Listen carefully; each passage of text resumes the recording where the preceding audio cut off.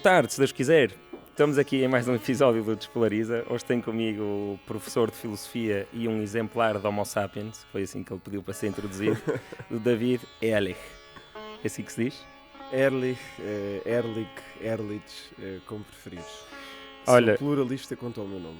Boa, eu e o David já fui buscar a associação de comboio, então vínhamos a tentar falar de coisas que não íamos falar durante o podcast e acabou por ser quase um podcast em si, devia ter gravado. Sim, falámos do tempo e está de chuva. Antes de arrancarmos, contemplem, por favor, deixar um like, uma subscrição ao canal, um comentário e se quiserem ir mais longe e ajudar a que este projeto possa continuar a existir, vão ter um link, alguns à minha volta e na descrição, para se tornarem mecenas, terem acesso a conteúdo exclusivo, vir aos eventos da comunidade Despolariza e muito mais. Por isso vamos aqui começar a conversa com David Ehrlich. Então, David, olha, vamos começar pela lotaria genética e social, que é uma rubrica que eu costumo utilizar no início, que é para perguntar às pessoas o que é que lhes saiu na lotaria genética e social, porque todos nós somos uma combinação de tanta coisa que não decidimos e eu acho importante termos isso presente porque, sei lá, se calhar se tivesse nascido numa família de fundamentalistas islâmicos, teria à minha frente uma pessoa fundamentalista islâmica e então gosto de começar assim para despolarizar um bocado e para ter este hábito de sabermos que as pessoas são um bocadinho, são só um bocadinho uma decisão delas próprias. O que é que te saiu então na lotaria genética e social? É uma bela pergunta.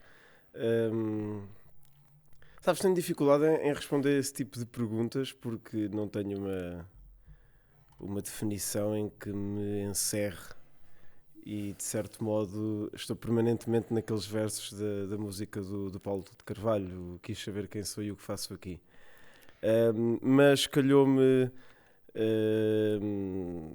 Que família é que te calhou? O que é que os teus pais fazem? O que é que gostam? Calhou-me uma família pela qual estou muito grato, uma história pela qual estou muito grato. Não é uma história simples, sou filho de imigrantes, há uma genealogia de migrações e de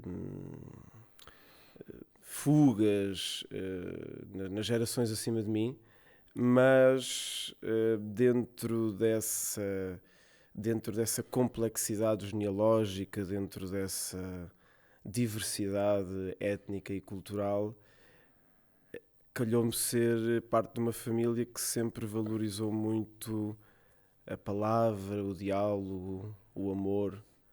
Portanto, calhou-me, em certo sentido, estar numa família que conjuga e conjugou ao longo dos tempos o verbo amar de formas muito diversas, de formas às vezes problemáticas, em vários pontos do nosso planeta, o que também é agradável. Tu viveste em vários países? Ou os teus pais é que são... A minha genealogia vai beber a vários países. É engraçado que a minha irmã ofereceu-me há uns tempos aqueles kits de ADN que dizem de onde é que vem o teu ADN. E eu vivo nesta especial circunstância de ser português, tenho a dupla nacionalidade, sou português e tenho também a nacionalidade argentina, mas no traçar do ADN pelo mapa mundo há o paradoxo de que o meu ADN não é o de nenhum destes países e, portanto, é um ADN espalhado pelo mundo. Houve um tempo em que via isso como algo com o qual precisava de fazer as pazes. E essas pazes foram feitas e hoje em dia gosto de, em termos étnicos, ser uma espécie de manta de retalhos. Porque as mantas de retalhos também podem ter a sua beleza e o seu potencial. Mas é engraçado tu dares tanta importância a isso e corrija-me se eu estiver errado, mas os teus avós sofreram durante o Holocausto ou fugiram por causa da Segunda Guerra Mundial, não foi? Sim, essa é uma história bastante interessante. Agora ia dizer aquela frase que parece que sou convidado para imensas coisas, que na verdade foram só 3 ou 4, mas que nunca tive a oportunidade de falar. Não é? A pessoa quando diz isto parece que foi convidada para 5.000 programas. Mas é uma história dura, é uma história difícil. O meu avô, e que vou tentar contar em menos de 5 minutos. O meu avô era professor de piano. O meu avô nasceu numa cidade, numa vila chamada Kovel. Quando ele nasceu, pertencia ao Império Russo. Depois, entre as duas guerras mundiais, Kovel pertenceu... Desculpa, agora é onde, Kovel? Agora é na Ucrânia. Kovel okay. agora é na Ucrânia. Entre as duas guerras mundiais foi na Polónia e quando o meu avô nasceu era russo. Era uma localidade russa. E o meu avô era professor de piano e vai para Viena, a grande capital musical, ser professor de piano, tocar piano, e dava-se com a elite intelectual da época e dava aulas de piano às filhas do embaixador argentino.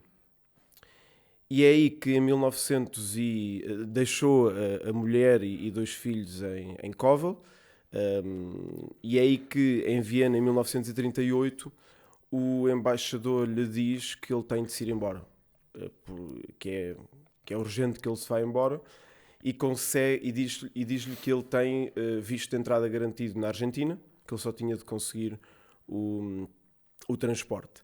E o meu avô vai então para Buenos Aires com o plano de depois levar para lá a sua família.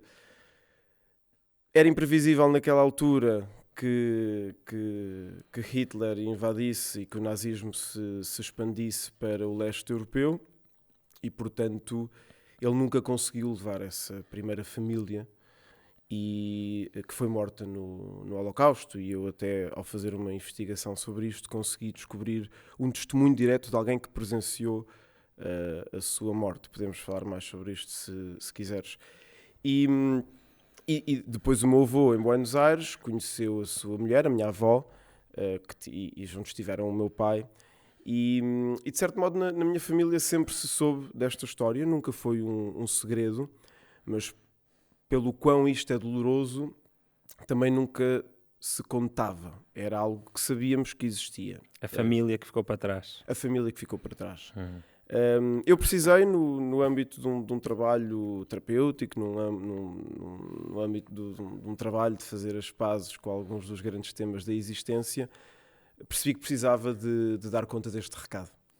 E ao investigar sobre isto, percebi que não só relativamente ao Holocausto, em que há muita literatura, mas também relativamente a temas mais individuais, mais simples, quiçá, como o suicídio de alguém, há um trauma intergeracional e isso passa de geração em geração.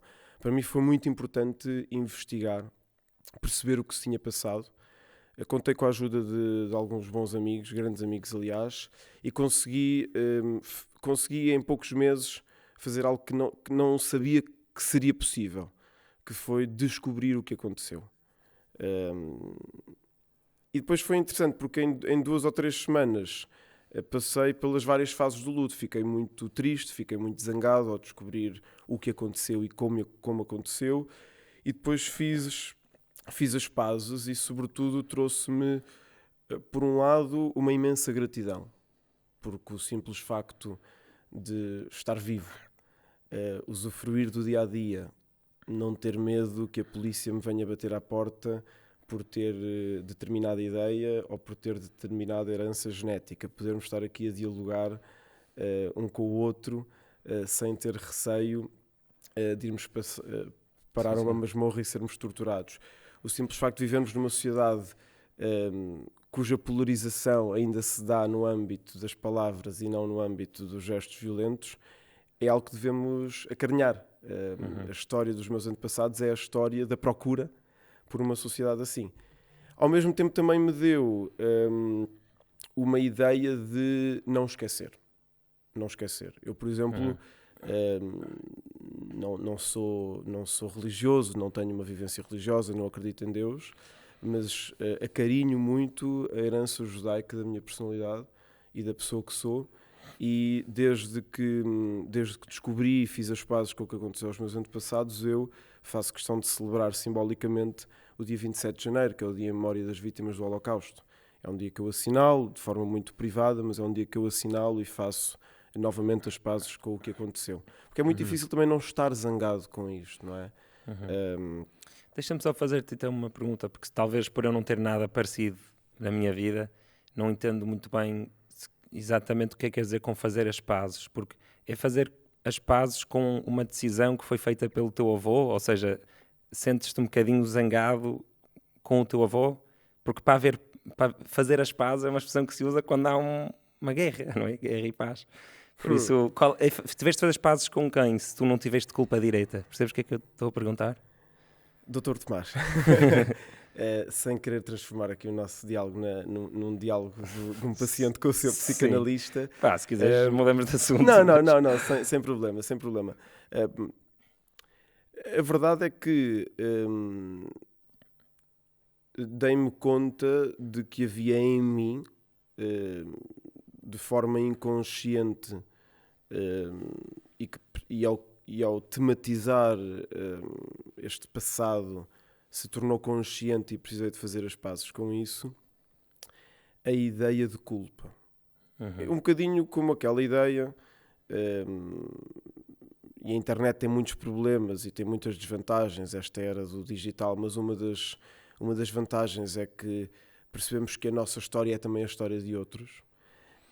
Mas um bocadinho como aquela ideia da única pessoa que sobrevive num acidente de comboio e fica com a culpa do sobrevivente. Okay.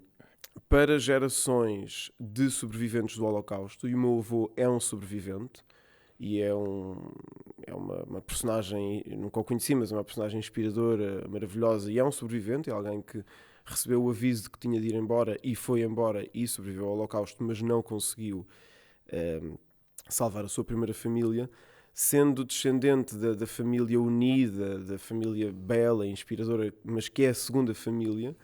Eu dei-me conta que havia em mim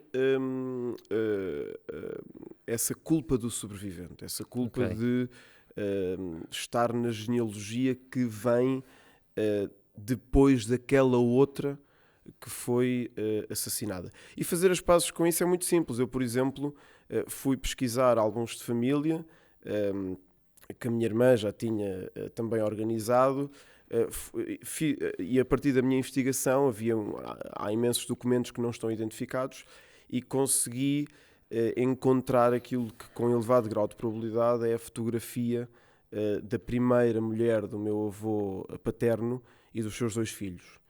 E afixei-os num placar, uma espécie de moldura, e estão no meu escritório. Eu às vezes olho para aquelas fotografias e penso neles e homenageio-os. Portanto, transformar a culpa inconsciente, a culpa recalcada, a culpa, vou usar este vocabulário, a culpa filha da mãe, no sentido, sem aqui questões de género, nem nada disso, agora há sempre fazer essa ressalva, mas essa culpa cruel, que nós muitas vezes sentimos culpados por coisas das quais não temos culpa nenhuma. E em parte o trabalho terapêutico e o trabalho de fazer as pazes connosco próprios é começar a dizer essas culpas: olha, eu não tenho culpa disso. E, portanto, transformar uma certa ideia de culpa e de dor numa ideia de homenagem e gratidão. Portanto, respondendo à tua pergunta, esse foi o caminho das pazes. Ok, obrigado por teres partilhado. Foi muito bonito e inesperado. Não estava à espera de começar o episódio assim. Indo aqui para uma nota mais leve, tu riste com piadas sobre o Holocausto, ou por teres esse passado não te consegues rir quando se faz humor sobre isso? Olha, essa é uma bela pergunta, porque estava há 2 ou 3 dias a ouvir o Louis C.K. a fazer um stand-up que voltou à Netflix. Ele teve o seu tempo sem Netflix e voltou à Netflix. E descancelado. Piadas antissemitas não me rio. Piadas sobre judeus rio. E mesmo as piadas antissemitas, desde que não constituam um apelo direto à violência, defendo que possam existir naquilo que é uma democracia com liberdade de expressão. E tu és um quarto judeu ou meio judeu? Mais ou menos? Eu diria que sou meio judeu. Eu sou um oitavo judeu, por isso. Não sabia. Não conversámos sobre isso.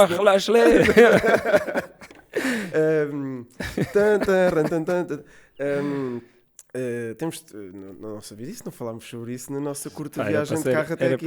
Era para ver aqui este modo, estou-me a lembrar do ponto de encontro do Henrique Mendes em que as pessoas davam um abraço e surgiam através de uma porta mágica. Sou meio judeu, ou seja, dos meus 4 avós, isso também me parece é uma parte da minha genealogia. Fica claro, sem querer monopolizar o tema, que sendo descendente de imigrantes e por sua vez descendente de imigrantes, ou seja, o meu pai... o pai do meu pai também emigrou da Europa para a Argentina e depois o meu pai emigrou da Argentina para cá. Pelas mesmas razões? Por razões similares. O meu pai não estava a ser... o meu pai e a minha mãe não estavam ativamente a ser procurados pela polícia, mas estavam cansados, absolutamente fartos de viver num regime, uma ditadura chamada o Processo, que governou a Argentina entre 1976 e 1983. Os meus pais têm memórias, e falam às vezes disto, de queimar livros. É uma coisa que se nascemos em democracia e não temos um mínimo de cultura histórica, damos isso por garantido, de queimar livros, porque alguém tinha sido preso por ter aquele livro, então convinha não ter aquele livro. Sim. Eu senti um bocadinho isso no Irão, porque lá ainda existe um mercado negro de literatura. E eu lembro, eu estava no Irão e com uma amiga que estava a contar isso e passei, fogo. Realmente, isto é mesmo marado, haver um mercado negro de literatura e especificamente ela estava a contar do mercado negro de literatura em BD e realmente nós temos mesmo sorte de podemos ter os livros que quisermos, não é? Sim, esse é um privilégio que nos cabe muito acarinhar, não é? E que nos cabe, não se trata aqui de sermos... Acarinhar pode não significar agora sermos todos ativistas políticos e sermos todos militantes de um partido político, mas significa ter noção do tesouro que é viver em democracia. E, portanto, de formas diversas. O meu avô fugiu de Áustria para a Argentina por uma questão de sobrevivência. O meu pai e a minha mãe saíram da Argentina para Portugal não por uma questão estrita de sobrevivência, mas por uma questão de estarem absolutamente fartos de viver sob a ditadura e quiçá de sobrevivência, porque não sabemos o que teria acontecido se eles tivessem ficado. Eles emigraram para Portugal em 1976, no início desta ditadura de curta duração, mas muito intensa na repressão. Algumas estimativas falam de 30 mil desaparecidos entre 76 e 83. E, bom, o meu pai teve uma proposta da Orquestra Gulbenkian e veio praticar a sua arte para Lisboa. Mas isto tudo já não me lembro a partir do quê? Não interessa. Não interessa. É só fluir. Exato. Uma coisa que eu achei tu foste woke numa coisa que eu achei fixe, que foi escreveres para a Priveré. Como é que se chama? O Priveré? Priveré. Sim. Queres contar essa história? Posso contar essa história. Atenção que eu não estou completamente familiarizado com o conjunto de vocabulário que tem surgido, embora... portanto, não sei se me identifico ou não com a cultura woke e talvez me possas elucidar. Tenho uma leve ideia do que seja, mas eu disse, foi um woke fixe, okay. Um woke equilibrado. Porque sobretudo em relação a estas questões e também em relação às gerações, a geração Y, a geração isso também millennial, não sei nada. Eu faço a filosófica suspensão do juízo, não é? A chamada époque. Mas aí, por exemplo, é interessante, eu dei-me conta de que há um vocabulário anti-judaico implantado na linguagem portuguesa. E dar-me conta disso foi interessante, porque eu amo este nosso idioma, é através do português que eu me expresso, é pelo português que eu penso. Eu consigo falar espanhol, sou bilíngue, consigo escrever em espanhol, mas não é a linguagem de mim para comigo próprio. E não é aquela em que eu me expresso, se puder escolher como é que me vou expressar. E ao dar-me conta disso, expressões como fazer uma marotice é fazer uma rabinice, se estás a conspirar, a fazer algo de errado, estás a judiar, judeu enquanto insulto, não é? Judeu um bocadinho como o cigano, não é? Alguém, lembro-me quando jogava a bola, e se tu marcavas um golo na baliza do adversário, quando a bola estava parada ou ainda estavam a celebrar o golo anterior, existe esta expressão que é marcar um golo a cigano. E com o judeu acontece um pouco esse uso pejorativo da palavra. O que aconteceu no Pribeirã é que alguns usos pejorativos estavam devidamente assinalados. Uhum. Outros não. O que propus ao Pribeirã, num gesto solitário, em 2019, foi, atenção, estão aqui estes usos que também são pejorativos. Eu não exigi que o uso, por exemplo, de judeu como ganancioso deixasse de estar dicionarizado. Eu pedi, propus, que todos os usos pejorativos, preconceituosos, estivessem devidamente assinalados. Uhum. Isso também é interessante porque numa era em que uns dizem que as estátuas têm de ser derrubadas e outros dizem que nada tem de ser feito, a minha reflexão tem-me apontado o caminho da importância da contextualização. Não se trata nem de elogiar o passado acriticamente, nem de o apagar. Neste caso específico não se tratava de apagar estes significados. A história de uma língua é também a história dos usos preconceituosos que se dão nessa língua, mas de contextualizar. E para a minha surpresa, o Pribeirã, a malta do Pribeirã respondeu prontamente, agradeceu a proposta e, salvo numa palavra que apontaram para outra origem, concordaram. E consegui mudar o Pribeirã. Altamente. Eu gostei muito dessa história. Ouvi-te a contar na minha geração e disse que é um woke fixe porque hoje em dia o policiamento das palavras, digamos assim, acontece mais desse tipo de malta, mas eu achei que tu fizeste as coisas super bem feitas e de forma equilibrada, que foi, não quiseste apagar a palavra, porque seria uma forma de queimar livros, entre aspas, não é? Tipo, apagar. Simplesmente quiseste, olha, esta palavra tem um uso pejorativo e não está marcado, por isso, pá, pelo menos metam lá isso. Isso achei interessante e achei interessante teres esse ímpeto, não é? De, pá, vou escrever. 2019 foi um ano importante para mim, viajei a Buenos Aires, 2018, 2019 fiz 2 viagens seguidas e foi um ano em que estas descobertas, estas reflexões estavam bastante ativas na minha psique, na minha mente, e foi assim um gesto de não pensado. Foi, pá, vou escrever ao Pribeirã. E para a minha surpresa isso aconteceu. Eu acho que no clima muito polarizado atualmente, penso que às vezes está a faltar algo que é muito socrático no sentido do grego, que é a pedagogia, o educar. Às vezes há pessoas perto de mim que utilizam o verbo judiar como fazer algo de errado. Desculpa, é fazer, quando as pessoas dizem judiar, é fazer algo de errado ou é conspirar? É algo de errado, mas em conspiração. Pois, eu tinha mais esse entendimento. Sim. Que é, então, olha aí eles ali a judiar. Imagina Sim. um grupo de pessoas assim para os segredos. Sim. Se calhar isto que eu estou a dizer é um preconceito que nem sequer está na palavra e que estou eu agora a projetar. Não, mas é exatamente isso.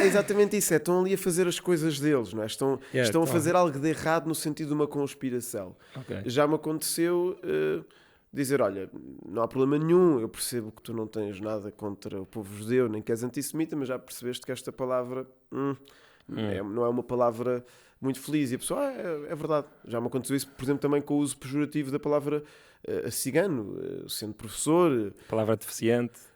Sim, e com outras, não é? Agora já nem tanto, mas houve um tempo em que no diálogo político, no debate político, usava-se muito a palavra autismo como uma crítica, e depois começou a deixar de se usar, precisamente porque as pessoas com autismo, os seus familiares, vieram fazer pedagogia. Não vieram pedir que o político fosse processado, não vieram apontar o dedo, vieram fazer pedagogia, vieram dizer-nos, olhem, não usem a palavra autismo como ataque político, porque isso contribui para a segregação das pessoas autistas. E do outro lado as pessoas perceberam, e a verdade é que hoje em dia, não fiz nenhum estudo sobre isto, mas empiricamente, na observação cotidiana, parece-me que é uma palavra menos usada. E a meu ver, onde há pedagogia, continua a haver alternativa, mas diminui um bocadinho a polarização, porque compreendemos melhor uns aos outros e não ficamos tão entrincheirados. Sim, sem dúvida. A melhor maneira de chamar a atenção, isso está estudado até por behavioral psychologists, psicólogos comportamentais, nunca é com a emoção de ataque, não é? Se queres ensinar, o melhor ambiente para aprender é um ambiente de diversão até. Está provado que as pessoas...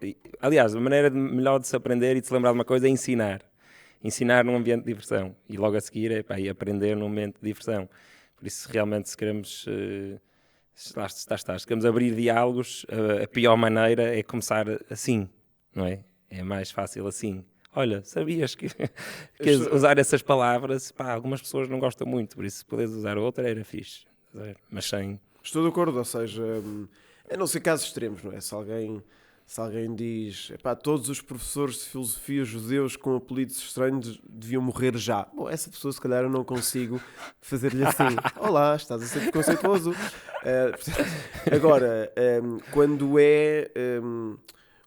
não há um apelo direto à violência, quando há... A melhor ferramenta contra o preconceito, a meu ver, é a pedagogia e é a educação. Pode haver até um gesto de denúncia, mas a seguir haver essa pedagogia e essa procura de desconstrução. Até porque se nós procuramos desconstruir e a pessoa insiste no seu preconceito, nós aí até podemos abdicar da pedagogia, no sentido de que tentámos e não deu. Mas o que vejo muitas vezes a acontecer hoje em dia no clima das redes sociais e no clima cultural atual é saltar este passo da pedagogia com casos que podiam ser objeto de pedagogia. Sim, era mais desses que estava a falar. Sim. Se alguém me disser, olha, não pode usar a palavra carro a partir de hoje porque ofende 10 pessoas, eu não ia também, estás a ver do outro lado, eu também não ia ter muito interesse em dialogar com essa pessoa. Tem que haver, estava a falar aqui num espectro do que é razoável dos dois lados. Vamos avançar aqui para uma coisa engraçada, que é, tu trabalhaste num call center? Trabalhei num call center, sim. Como é que foi? Foi intenso, foi muito útil, foi breve, foi para fazer uma breve poupança para as férias de verão, e foi duro, porque a vida dos call centers é dura. Pois, as pessoas, eu gostava de ter essa experiência, mas só para aí uma semana também, porque eu gostava de saber que percentagem das pessoas é que realmente são sei lá, brutas e mal educadas, ou que até a quantidade de pessoas que ficam todas contentes por receber uma chamada, porque precisam muito falar com alguém. Sentiste um bocado essas coisas? A dureza que vi não foi tanto do lado de quem recebe a chamada, foi o lado do capitalismo dos serviços a funcionar de forma férrea para com os trabalhadores. Por um lado, há a vantagem de que há emprego, há rendimento, e portanto não queria ser hipócrita nem contraditório. Eu trabalhei no call center porque quis, não fui obrigado, e foi o call center que permitiu, penso que numas férias de 2009 ou 2010, ir de férias com os meus amigos. E sei que me parece que a realidade atual já não é a que era, porque parece-me que tem havido, entretanto, alguns movimentos de defesa dos direitos dos trabalhadores dos call centers. Mas falamos de uma realidade em que, se tu fazias login às 2h02, em vez de às 2, os 2 minutos eram descontados. De uma realidade em que tu tinhas aquela média diária de vendas e se não a concretizavas, havia uma pressão, havia uma procura pela competição e por uma competição às vezes opressora do bem-estar do trabalhador. Havia uma ideia, eu vendia cartões de crédito, que me perdoe o Deus do socialismo, mas eu vendia cartões de crédito e havia uma certa ideia não demasiado direta de que era para vender, portanto podias distorcer uma informação aqui ou ali. Os intervalos dos trabalhadores de call center, estou a falar do meu tempo e da minha experiência de 3 meses, eram desfasados não apenas para que não fossem todos ao mesmo tempo, para as chamadas ficarem vazias, mas também claramente com uma intenção de atomizar o trabalhador.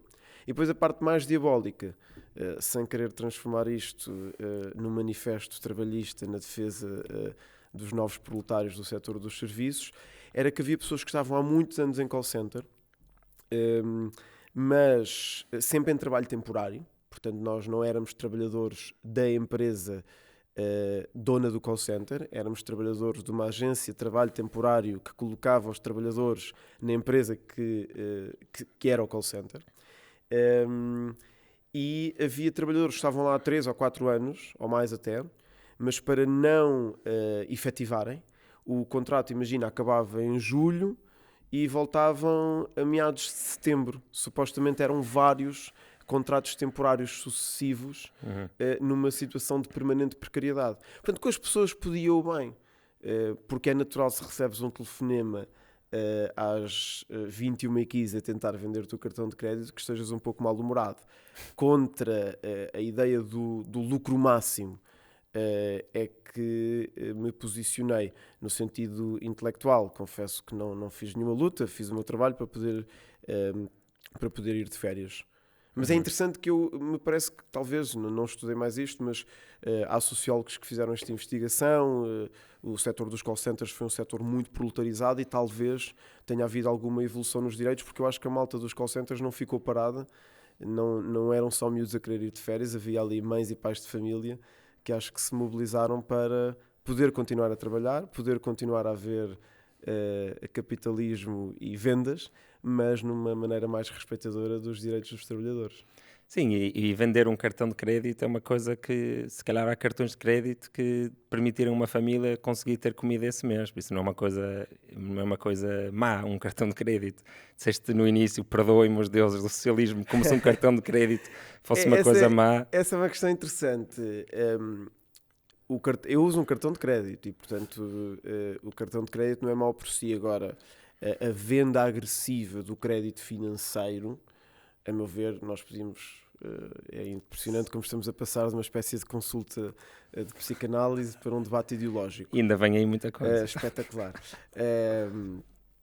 Não me posiciono contra o capitalismo, nem contra a possibilidade do crédito. Sem o crédito a nossa economia não funcionaria e sem esta economia a funcionar, a nossa qualidade de vida seria pior. A venda agressiva de crédito, a venda agressiva... por vezes até ameaçando o que é a consciência que as pessoas têm de ter antes de comprar, antes de assinar um contrato de crédito, parece-me perigosa, não apenas para os consumidores, mas para o próprio sistema como um todo. E, portanto, o problema ali não era que eu estivesse a vender cartões de crédito, o problema ali era que era uma venda...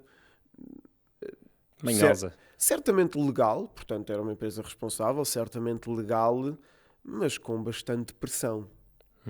Ok, vamos avançar. Avancemos. Queres contar como é que foi? Tu estiveste no JS? Estive na Juventude Socialista e sou militante do Partido Socialista. Ok, e como é que foi estar na Juventude Socialista e porquê é que saíste? Eu não cheguei a sair da Juventude Socialista, eu fui militante da Juventude Socialista até aos 30 anos, mas depois da altura... foste até não poder mais. Mas fui bastante ativo entre 2006 e 2011, 2012. Depois a minha vida partidária abrandou muito. Na Juventude Socialista deixei de ter atividade partidária. No Partido Socialista passei 2 ou 3 anos depois, creio que 2014, 2015, a ser membro do secretariado da secção, que é o órgão de bairro, é a base do PS. Ainda faço parte desse órgão. E depois tive a experiência que foi a experiência que mais gostei da minha vida política, da minha curta vida política, que foi ser vogal de uma junta de freguesia, estar a resolver os problemas das pessoas na junta de freguesia da Penha de França entre 2013 e 2017. A Juventude Socialista foi uma bela escola, fiz amigos, aprendi algumas competências que hoje em dia são muito importantes para a minha vida, conduzir reuniões, falar em público. Ganhei uma certa consciência política e eu chego à filosofia a partir da filosofia política e chego à filosofia política a partir da atividade política. E portanto é um tempo que acarinho e é um tempo que recordo com um sorriso.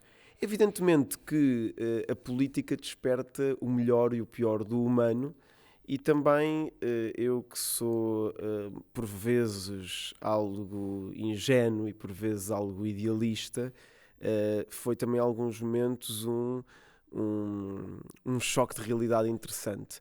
Mas foi interessante ter estado dentro dos meandros partidários para compreender que sim, a política tem problemas, os aparelhos partidários têm problemas, mas há também gente muito boa na política e há gente que trabalha muito na política. E portanto, também ter estado dentro permite-me hoje em dia dizer com conhecimento de causa que uma coisa é fazermos críticas legítimas ao sistema político e há muitas coisas a melhorar, outra coisa é cairmos numa retórica de que os políticos são todos uns gatunos e são todos uns preguiçosos, porque eu conheço alguns que sei o quanto trabalham, sei o quanto se dedicam e sei o quanto estão a fazer aquilo por convicção, seja no Partido Socialista, seja em outros partidos também. Sim, estás a dizer quase exatamente o que o Carlos Guimarães Pinto disse também sentado nessa cadeira. Foi isso, foi que as pessoas associam os políticos sempre aos maus, mas também a bons. Mas ele também disse outra coisa interessante, que foi que o jogo em si é um jogo que quem chega quem ganha, quem chega ao topo da pirâmide, normalmente, ultimamente, digamos assim, a generalizar, são pessoas que sabem jogar um jogo específico, que não tem tanto, se calhar, a ver com a intenção, mas sim com uma componente mais de gestão de uma tribo e de agradar a todos e de dizer a coisa certa no momento certo, estás a ver? Eu coço as tuas costas, tu coças as minhas costas. Também sentiste um bocadinho isso no JS? Achas que as pessoas com quem tu conviveste daqui a uns tempos estão ali exatamente os mesmos, um é primeiro-ministro e os outros ministros do resto? É interessante porque, a meu ver, o que acontece em Portugal acontece em qualquer partido e tem a ver com sermos uma democracia muito assente na ideia do partido político. Até 2016 eu era firmemente contra um sistema tão partidário e a favor de um sistema mais personalista como no Reino Unido ou como nos Estados Unidos da América. A eleição do Donald Trump veio contribuir para uma certa moderação do meu ponto de vista. Genericamente, nós podemos distinguir sistemas democráticos mais assentes em partidos, como o nosso, ou seja, em que tu, quando vais votar, a cruzinha tem um partido, não tem uma pessoa, e portanto tu não votas diretamente nas pessoas, tu votas no partido. E cada partido propõe a sua lista fechada. Há um livro muito bom que é O Povo Semi-Soberano, da professora, se não me engano, Conceição Quito Teixeira, espero não me estar a enganar no nome, li esse livro há bastante tempo, mas é um que formou-me bastante para esta minha visão. E o que é que acontece num sistema partidário? Imagina que tu és deputado, seja do que for, na Assembleia Municipal, na Assembleia de Freguesia, no país. Tu, para continuares a ser deputado, tu tens de garantir que estás nos primeiros lugares da lista. Uhum. E para tu estares nos primeiros lugares da lista, tu tens de garantir que o teu partido te indica. Então, num sistema partidário, o representante está, sobretudo, a prestar contas ao seu partido político. E chegar, como as pessoas não votam diretamente numa cara ou numa pessoa, votam num partido. Mas eu não. Eu, quando vou votar, sei quem é que são os deputados, primeiro, segundo e terceiro, da minha zona. Tu até podes saber, e é uma minoria, mas esse deputado, para garantir que está nos primeiros lugares da lista, sim, o principal que ele tem de fazer é... isto é um juízo de facto, eu não estou a fazer um juízo de valor, porque vou só em 2 minutos... Sim. Ou seja, num sistema de listas fechadas propostas por um partido, a continuidade de um representante num órgão deliberativo na lista da próxima eleição depende de ele agradar o partido. O que conduz a um sistema em que os partidos tendem a fechar sobre si próprios e em que a prestação de contas não é diretamente entre o eleito e o eleitor, é entre o eleito e o eleitor mediado por um partido. Depois temos sistemas altamente personalistas, como nos Estados Unidos da América, em que tu votas no teu congressista, votas no teu senador, os partidos são aglutinações de pessoas que pensam mais ou menos o mesmo, mas dentro do Partido Democrata há uma grande heterogeneidade e dentro do Partido Republicano também, e até é muito mais frequente haver uma proposta do Partido Democrata que tem alguns votos do Partido Republicano e, no fundo, a pessoa tem de ser likeable e o político, para continuar no cargo que tem, depende principalmente do voto das pessoas. Diferenças fundamentais.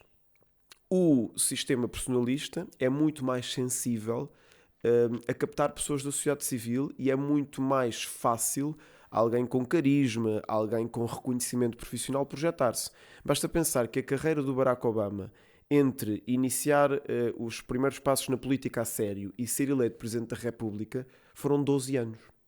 Em Portugal, pelo contrário, para chegar ao topo de uma direção partidária, a não ser alguns independentes vão sendo cooptados, é preciso estar 20 ou 30 anos no aparelho. Isto fazia com que eu até 2016 fosse claramente a favor de reformas do sistema, em que tu possas eleger o teu deputado, em que possa haver círculos uninominais com o Círculo Nacional de Compensação. Mas só para terminar, porque há aqui um ponto-chave que, a meu ver, é fundamental para quem pensa sobre isto, que é: há um senão. O sistema personalista é muito mais sensível a populismos. Sim. Porquê? Porque enquanto que num sistema personalista, por exemplo, com primárias, se tu fores um populista como o Donald Trump, não tens o filtro partidário. Num sistema mais partidocrático, é verdade que é mais difícil a prestação de contas com o eleitor, é verdade que é mais difícil prestar contas à sociedade civil e é mais difícil o não político de carreira fazer política, mas também é um sistema menos sensível a populismos porque temos o filtro do partido político. Sim, mas pronto, várias coisas. Primeiro, quem sabe ver a lista do partido em que vai votar no seu círculo, sabe quem são as pessoas. Por isso, não é? Eu quando vou votar, eu sei aqui no Porto quais é que são os deputados que eu potencialmente posso eleger.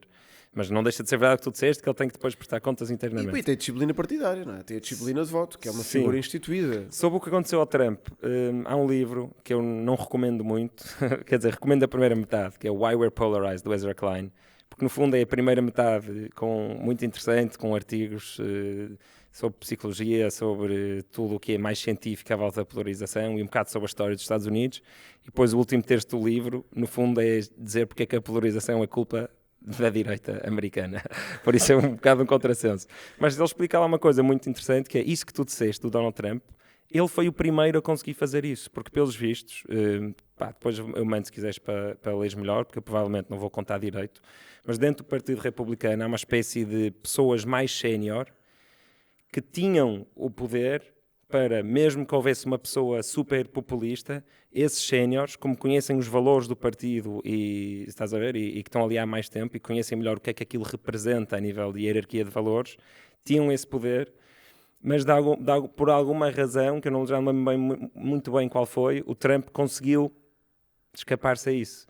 Por isso, se calhar há uma maneira dentro do personalismo, havendo estas estruturas, se calhar lá está, de pessoas mais séniores ou pessoas, não tem que ser o critério, não tem que ser senioridade, mas haver assim um comitê que possa dizer, não, tu não representas. Até porque o que aconteceu com o Trump foi muito engraçado, tinha as pessoas quase de um dia para o outro a dizer ele é o oposto dos valores do Partido Republicano, e depois a partir do momento em que era ele que eles tinham que apoiar, eu estou com o Donald Trump, ele é espetacular, não é? Porque é a natureza tribalista e um bocado desonesta da política. Sim, de certo modo, qualquer sistema tem as suas vantagens e desvantagens, o que é um clichê, portanto, mais do que assinalar, um breve à parte, agora está muito na moda esta frase, não é? Tem vantagens e desvantagens, mas isso aplica-se a tudo. O interessante é dizer quais é que são as vantagens e quais as desvantagens.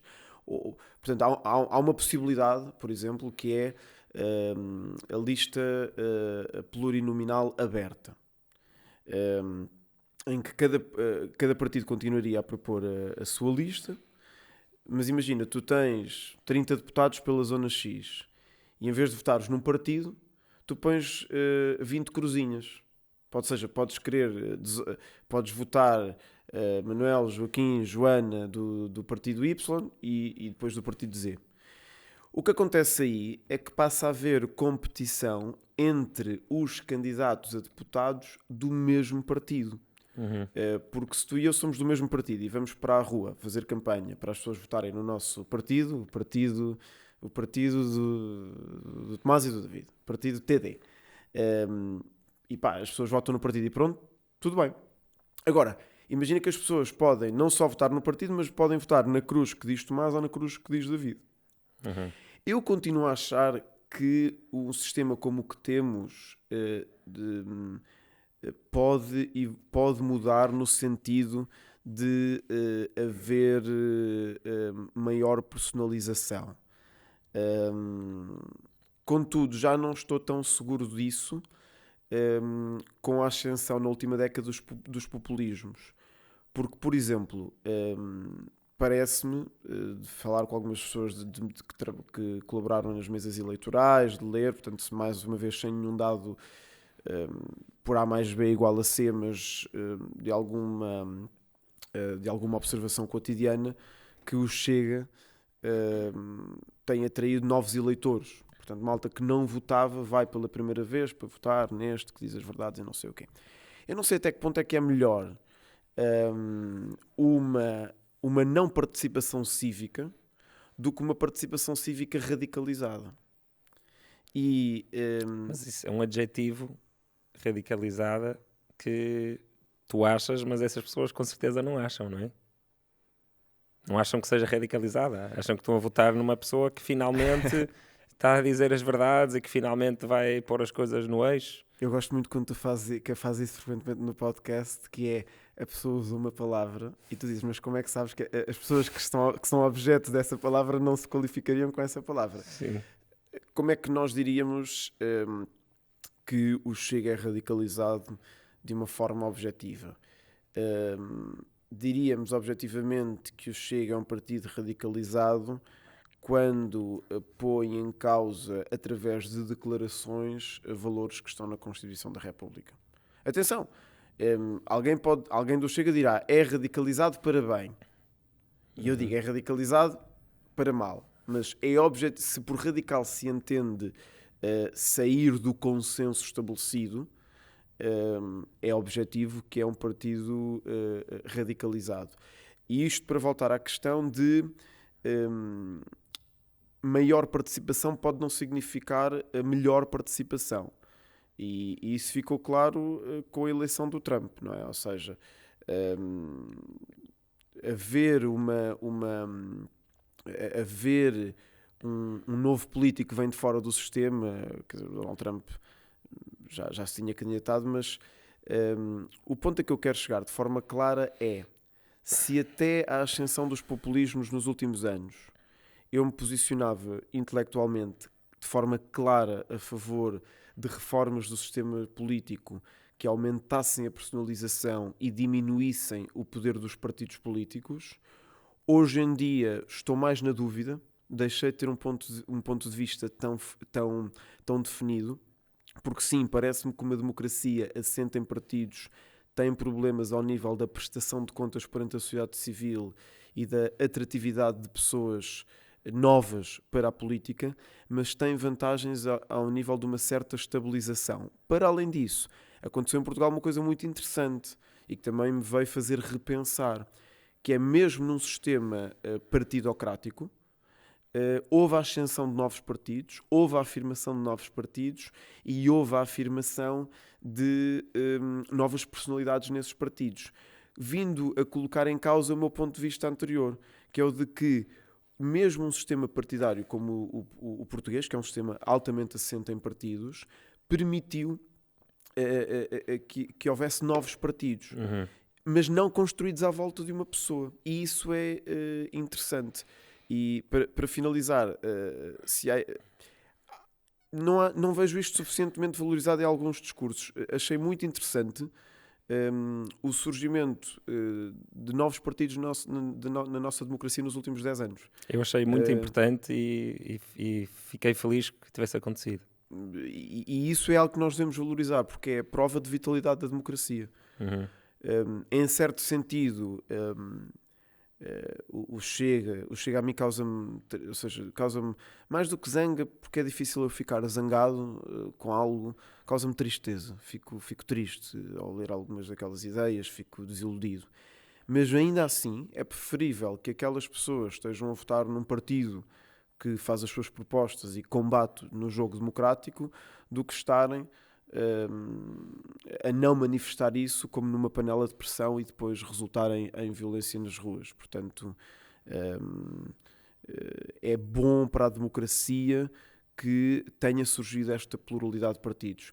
Por outro lado, e obviamente sem o colocar no mesmo saco, a Iniciativa Liberal está muito longe daquilo que eu penso, portanto estou muito longe de ser da Iniciativa Liberal, mas acho admirável que tenha surgido esse partido com a sua capacidade de comunicação, com a sua capacidade de proposta de ideias. E o LIVRE, o PAN, sim, o LIVRE, PAN um bocadinho antes. Sim, o PAN também, a trazer a ideia ambientalista. O LIVRE que ressurge, não é? O LIVRE ressurge, e é muito interessante porque toda aquela crise entre a deputada Joacine Catar Moreira e o partido, parecia que o LIVRE encaminhava-se para a sua morte, mas acho que o LIVRE consegue eleger um deputado, mesmo depois dessa etapa da sua vida partidária. E não vejo isto suficientemente valorizado na nossa discursividade pública, que é o enorme sinal de vitalidade que a nossa democracia parlamentar deu nos últimos anos. Sem dúvida, concordo absolutamente. Então engraçado, tu primeiro envolveste nos JS, depois por causa disso um bocado foste estudar ciência política. Sim. E por causa da ciência política tornaste professor de filosofia no secundário. Mais ou menos isto. Sim, tive de fazer uma formação em filosofia. Sim. Tive de fazer a minha formação. E tínhamos falado de fazer aqui um bocadinho do programa, falar um bocadinho do programa de filosofia no secundário. Tínhamos falado disso. Só um breve parte, tu dizes no JS, pelo masculino, mas é na JS, é a Juventude. Mas é o PS, pois, ok. Claro, o Partido da Juventude. Sim. Eu não digo muitas vezes a expressão JS, por razões religiosas. A tua religião diz que estava... A minha religião... Sim, já esgotaste o plafond de hoje. Sim, já vou ser cancelado pela minha religião, já. Não, mas siga a fazer um bocado do programa. Ok, do programa. As aprendizagens essenciais de filosofia estão nitidamente estruturadas hoje. Já estavam antes, mas era um programa, era mais genérico. Estão nitidamente estruturadas por problemas. Portanto, é um programa estruturado por problemas. Não é um programa de história da filosofia, embora a história da filosofia possa ajudar.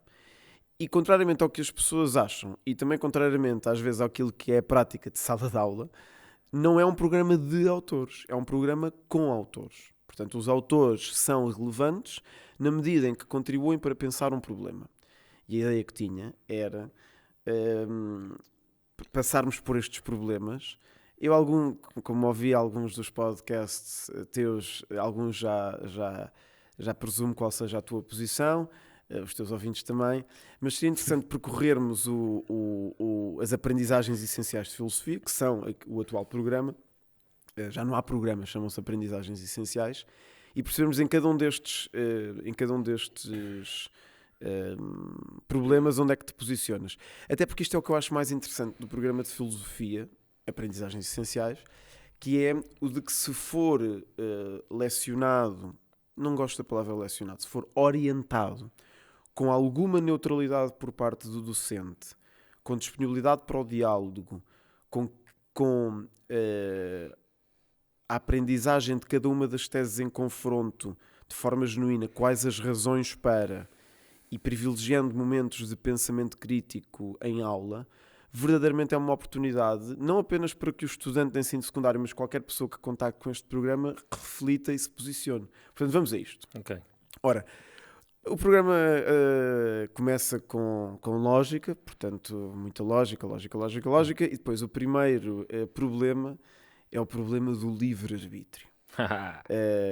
Queres que vamos ser didáticos ou partimos do princípio que a malta já sabe? Partimos do princípio. Boa, parece muito bem. E o problema do livre-arbítrio, estudam-se estas três teses: o determinismo radical, o determinismo moderado, ou seja... compatibilismo. Exatamente, o determinismo radical, vou voltar atrás, o determinismo radical e o libertismo como teses incompatibilistas e o determinismo moderado enquanto compatibilismo. Uhum. Primeiro, eu acho, tu me sabes, já escrevi um artigo sobre livre-arbítrio e eu acho que a posição compatibilista é um bocado, não sei, parece um bocadinho parece uma vontade do pensador, tipo, eu quero que isto seja verdade, estás a perceber? E queres-me tentar defender o compatibilismo? Eu estava a ler o teu artigo no comboio e achei isso muito interessante e estive quase para te dizer no carro, mas depois Boa, pá, resististe. Resisti. Porque o interessante de orientar aprendizagens de filosofia é que as nossas próprias posições vão evoluindo. Uhum. Eu comecei por ser, parece mais perto da tua visão, um estrito determinista. Sim. Mas espiritual, mas depois vamos lá. Um estrito determinista. Assim, e tenho refletido sobre a importância da insistência compatibilista na salvaguarda da noção de ações livres. Se bem que a noção libertista de livre-arbítrio, não é, de uma capacidade quase mística dentro de nós que decide livremente, não se coadune facilmente com a nossa leitura científica e realmente esteja, a meu ver, condenada ao museu da história das ideias, não é, uma capacidade mágica dentro de nós chamada livre-arbítrio, parece continuar a fazer sentido a distinção, por exemplo, entre ações com as quais nos identificamos versus ações com as quais não nos identificamos. Por exemplo, estar a pronunciar palavras neste podcast. Identifico-me, eu sou em parte isto. Roer as unhas, estou nervoso. Eu não sou isso. Isso é uma coisa que eu faço, mas não é o que eu sou. Ou, por exemplo,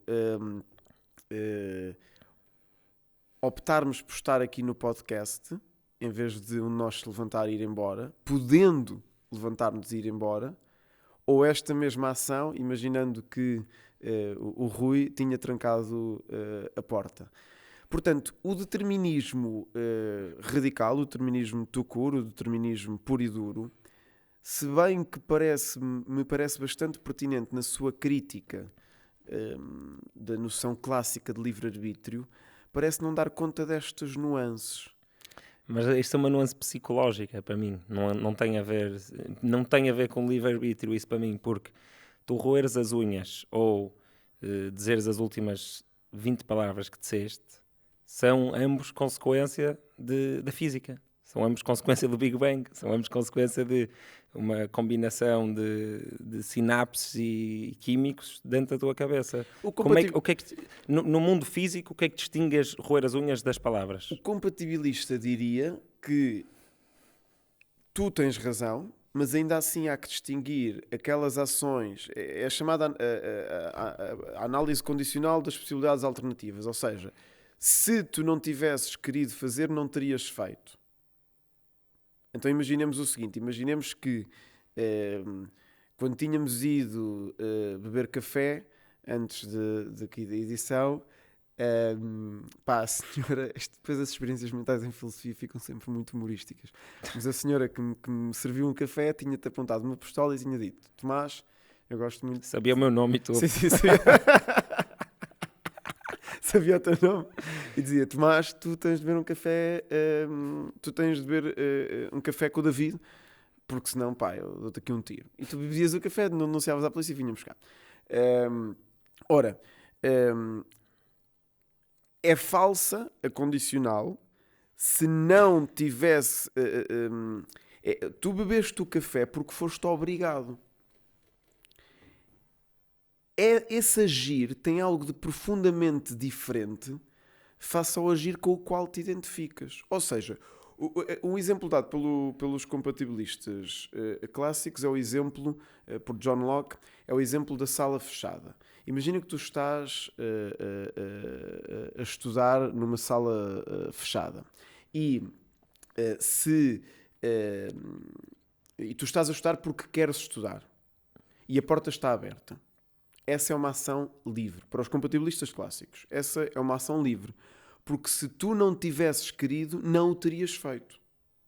A condicional é verdadeira. Agora imagina que, enquanto tu estás a estudar, fechado na sala, e imagina que estando fechado na sala só podes estudar, alguém vai lá e tranca a porta sem tu saberes. A condicional é falsa. É falso que, se não tivesses querido, não o terias feito. Por não saber que está trancado? Não, imagina, se tu não tivesses... imagina, primeiro cenário. Sim. Tu queres estudar, tu queres estar na sala e a porta está aberta. Aplica-se a condicional é verdadeira. Se tu não tivesses querido estar dentro da sala, tu não terias estado dentro da sala. A ação estar dentro da sala, apesar de ser determinada, é livre. Porque se tu não a quisesses, se não tivesse ocorrido que tu a quisesses fazer, tu não a terias feito. A condicional é verdadeira. Agora imagina que tu estás na sala e, sem tu saberes, alguém tranca a sala. Tu estiveste na sala. E estiveste na sala e corresponde ao que tu quiseste fazer. Mas se tu não tivesses querido, ainda assim tê-lo-ias feito. Porque porque a porta foi trancada. E essa distinção que os compatibilistas fazem, parece-me que não devem continuar a usar a palavra livre-arbítrio. Portanto, já não é um free will. Mas aí é que eu acho que é cobarde, mas acaba já. Sim, é uma tentativa de compromisso que não consegue dizer. O free will, o livre-arbítrio não existe. Mas acho que é medo de admitir isso. Mas é que o determinismo radical também parece não dar conta da diferença entre estares dentro de uma sala, sendo possível não estares, ou estares dentro de uma sala em que estás lá fechado. Eu acho que isto pode ser um bocado por eu ser físico e tu seres mais das ciências sociais. Mas é que eu sou fisicista, eu sou materialista filosófico. Eu não acho que não há almas, não há... Eu aí estou, com muito menos conhecimento, estou do teu lado. Não, mas repara, tu usaste muitas vezes a palavra querer. E estás a usar a palavra querer num jogo que é um jogo de palavras, que é o jogo do filósofo, não é? Em que querer... Pronto, o querer é uma coisa que existe por si. O que eu estou a dizer é que todas essas vezes que tu disseste querer, não foi uma decisão, esse querer.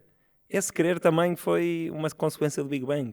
Por isso, a palavra querer, imagina que este é o meu mundo, este é o teu, e temos aqui uma palavra no meio, num diagrama de Venn.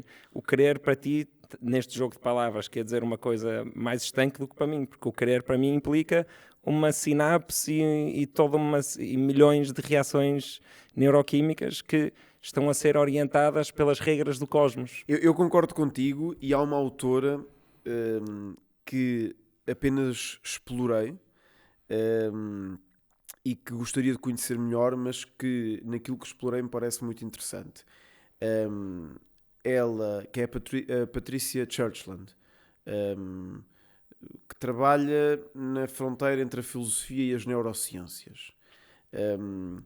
E ela diz que devíamos substituir esta discussão toda esta discussão faz parte do passado, e, portanto, a ideia de um livre-arbítrio não tem colação com a realidade, não cola com o que nós sabemos acerca do mundo físico e dos neurónios e das sinapses, mas que o determinista também não pode deitar fora a ideia do autocontrole. E, portanto, ela tem uma frase que eu gostei muito, volto a dizer que não li nenhum livro completo dela, vi alguns vídeos, li sobre ela, portanto é aqui uma proposta, é uma das áreas que eu quero estudar, mas lá está, o dia é limitado e eu tenho 227 estudantes, mas que devíamos substituir a discussão clássica do livre-arbítrio pela neurobiologia do autocontrole. Uhum. E aí eu acho que mesmo o determinista terá de admitir que perante a ação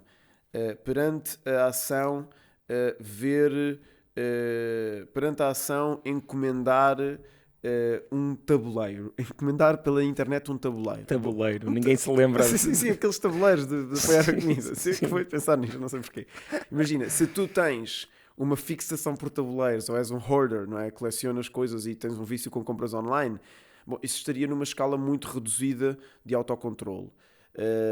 Se tu na verdade não tens nenhuma psicopatologia com tabuleiros, mas estás num processo de luto e a pessoa que faleceu usava imensos tabuleiros e tu inconscientemente encomendas o tabuleiro, bom, não estarás tão diminuído no autocontrole, no livre-arbítrio como o outro, como o primeiro sujeito, mas estarás um pouco acima na escala, mas ainda com reduzido autocontrole.